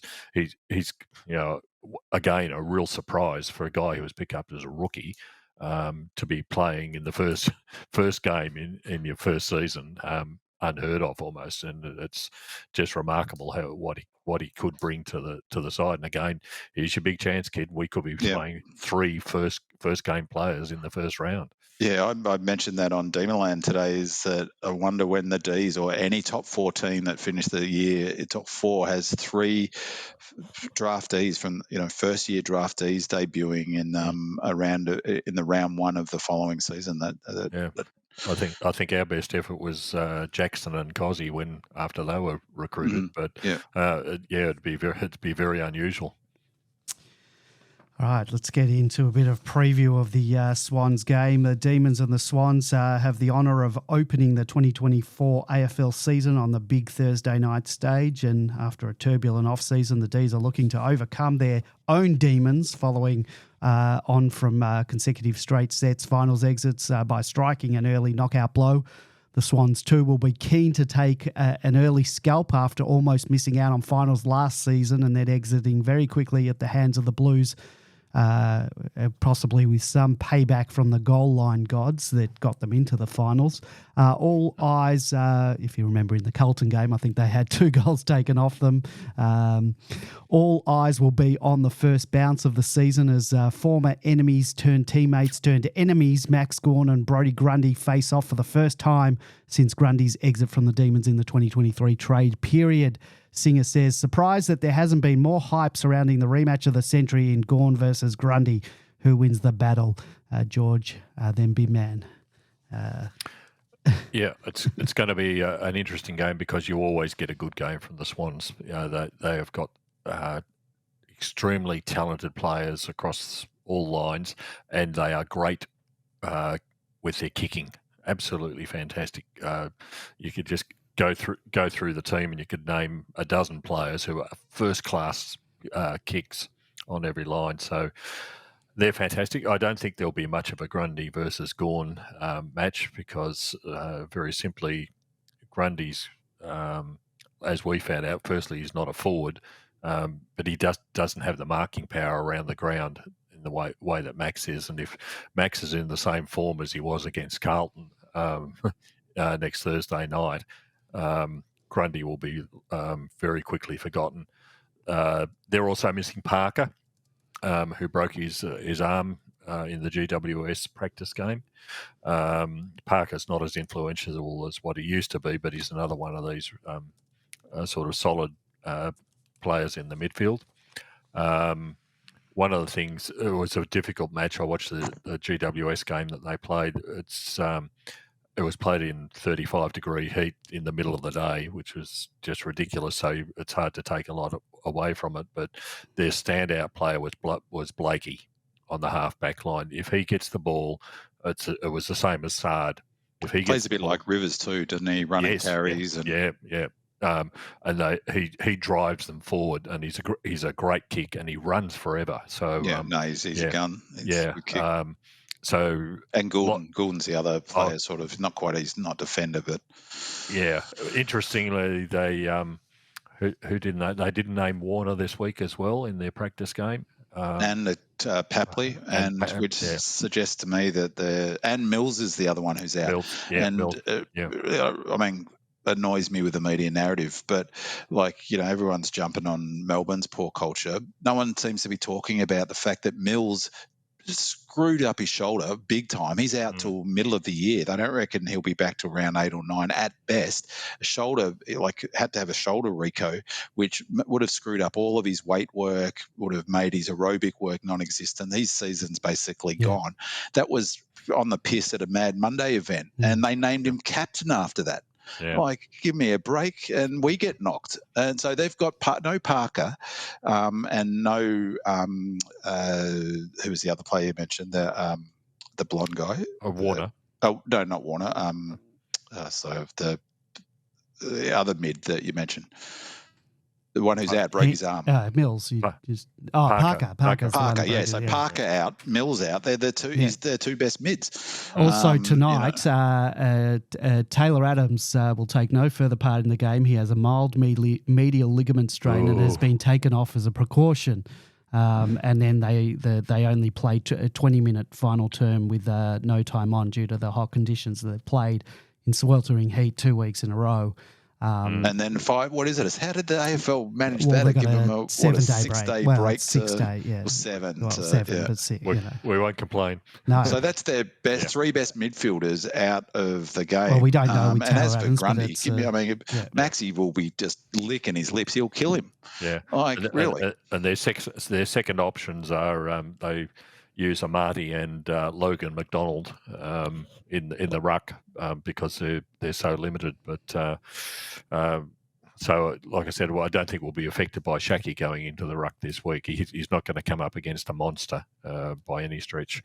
I watched about 15 minutes of the practice game. They played the first one, and JJ was playing. It's funny when he was one of my old favourite players at the D's, not my all-time favourite, but I liked him at the D's. But he was criticised often for taking too long to releasing the ball, holding it up, and he did it a number of times in that practice game. And I was, he's shocking. So, but as Sydney did, he topped their possession numbers. Yeah, he got a lot of the ball, and I think he's a perfect player for Sydney to pick up, the same as Taylor Adams would have been. But it's slow. If you think Adams is not quick, nor's Parker, Mills is okay, Goulden's quick, but he's not really a mid. So Robin, we'll talk about it at the season preview. I could see Swans not making the finals. I think they're the weakest team that played in the 8 last year, even weaker than the Saints. And their forwards, it's Amati and Logan McDonald, and hoping Papley's the other one who scores all the goals for them. We've got the back line to be able to cover them off pretty quickly. McDonald and Logan and Amati are going to be great players in the future, but against Lever and May, they've got a long way to go. So, I don't think we'll have it'll be a good, honest game because it always is against the Swans. But we'll just overpower them, particularly with Max, the way he was just monstrous in this Carlton game, and he will monster Grundy and everybody else around the ground. Well, I think we'll do we'll aim to keep them to 60 points, and 60 points is the new 75 points, I reckon. Because I haven't been reading any of the footy media at all, I had no clue about the rule change about the rucking. Do you know what that change is in terms of they're allowed to put their hand out in the centre? Yeah, hand out to block. So even in all contests, including the centre bounce, is that the rule change? In the centre bounce, yeah. Yep. Right. Because Maxie got a free kick. He almost fell off my couch at home in my aircon couch when he got a free kick. I think he got a free kick, the goal he kicked, didn't he? Yeah. Wasn't that from a free kick? It was. The first one? Yes, it was. JJ had 31 possessions. Good luck to him. Hope he does well. He'll fit in very well with the way they play. So we said last year we could not begrudge him for wanting to seek opportunities elsewhere. He wasn't getting them at the D's, and ironic though, isn't it? Funny thing, he would have got his chance with Gus going down. So absolutely, but good luck to him there. So Sydney lost by 25 points to Brisbane, but and Sydney had kicked the last 2 goals, so they were down by a bit more. But you mentioned that they had quite a few players out. Just on this game coming up, you mentioned, George, the potentially having three players debuting. I was looking at it today in terms of our young players, and if you look at our young players under, say, 23, we've got up to 9 players under 23 playing will play in this game, and I think it's something like 6 players who are under 21 or under.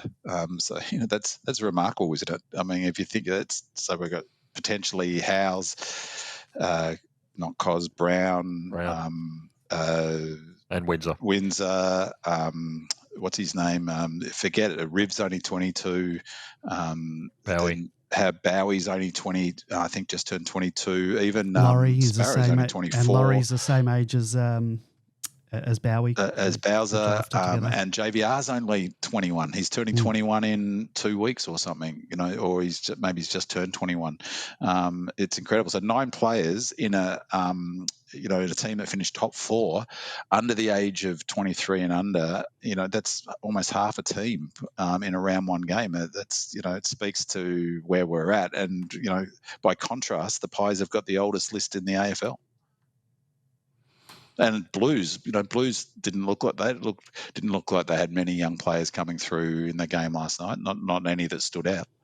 All right. I think we're going to leave it there for tonight. We'll be back on Monday night at 8:30 p.m. On demonland.com for our 2024 season preview show in the lead up to our opening round match next Thursday. Thank you to my co-hosts George and B-Man. As always, I couldn't do this show without you. Well, that is until the AI improves a little bit and I can replace you.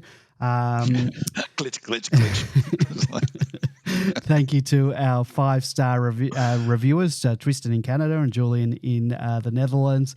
As always, your questions and comments are an integral part of the show. So thank you to Pingu, Return to Glory, Dominion, Lefty, Doug Reamer, Stu, Smurf, Red Jacket, Leave It to Diva, Wodger the First, Bigfoot, City, Mandalorian, Scroll, D Old Fart, Singer. Thank you, guys, and thank you to you, our loyal listeners. Don't forget to leave us a 5-star review and a comment on Apple Podcasts or wherever you get your podcast from, and we'll read it out on the next show.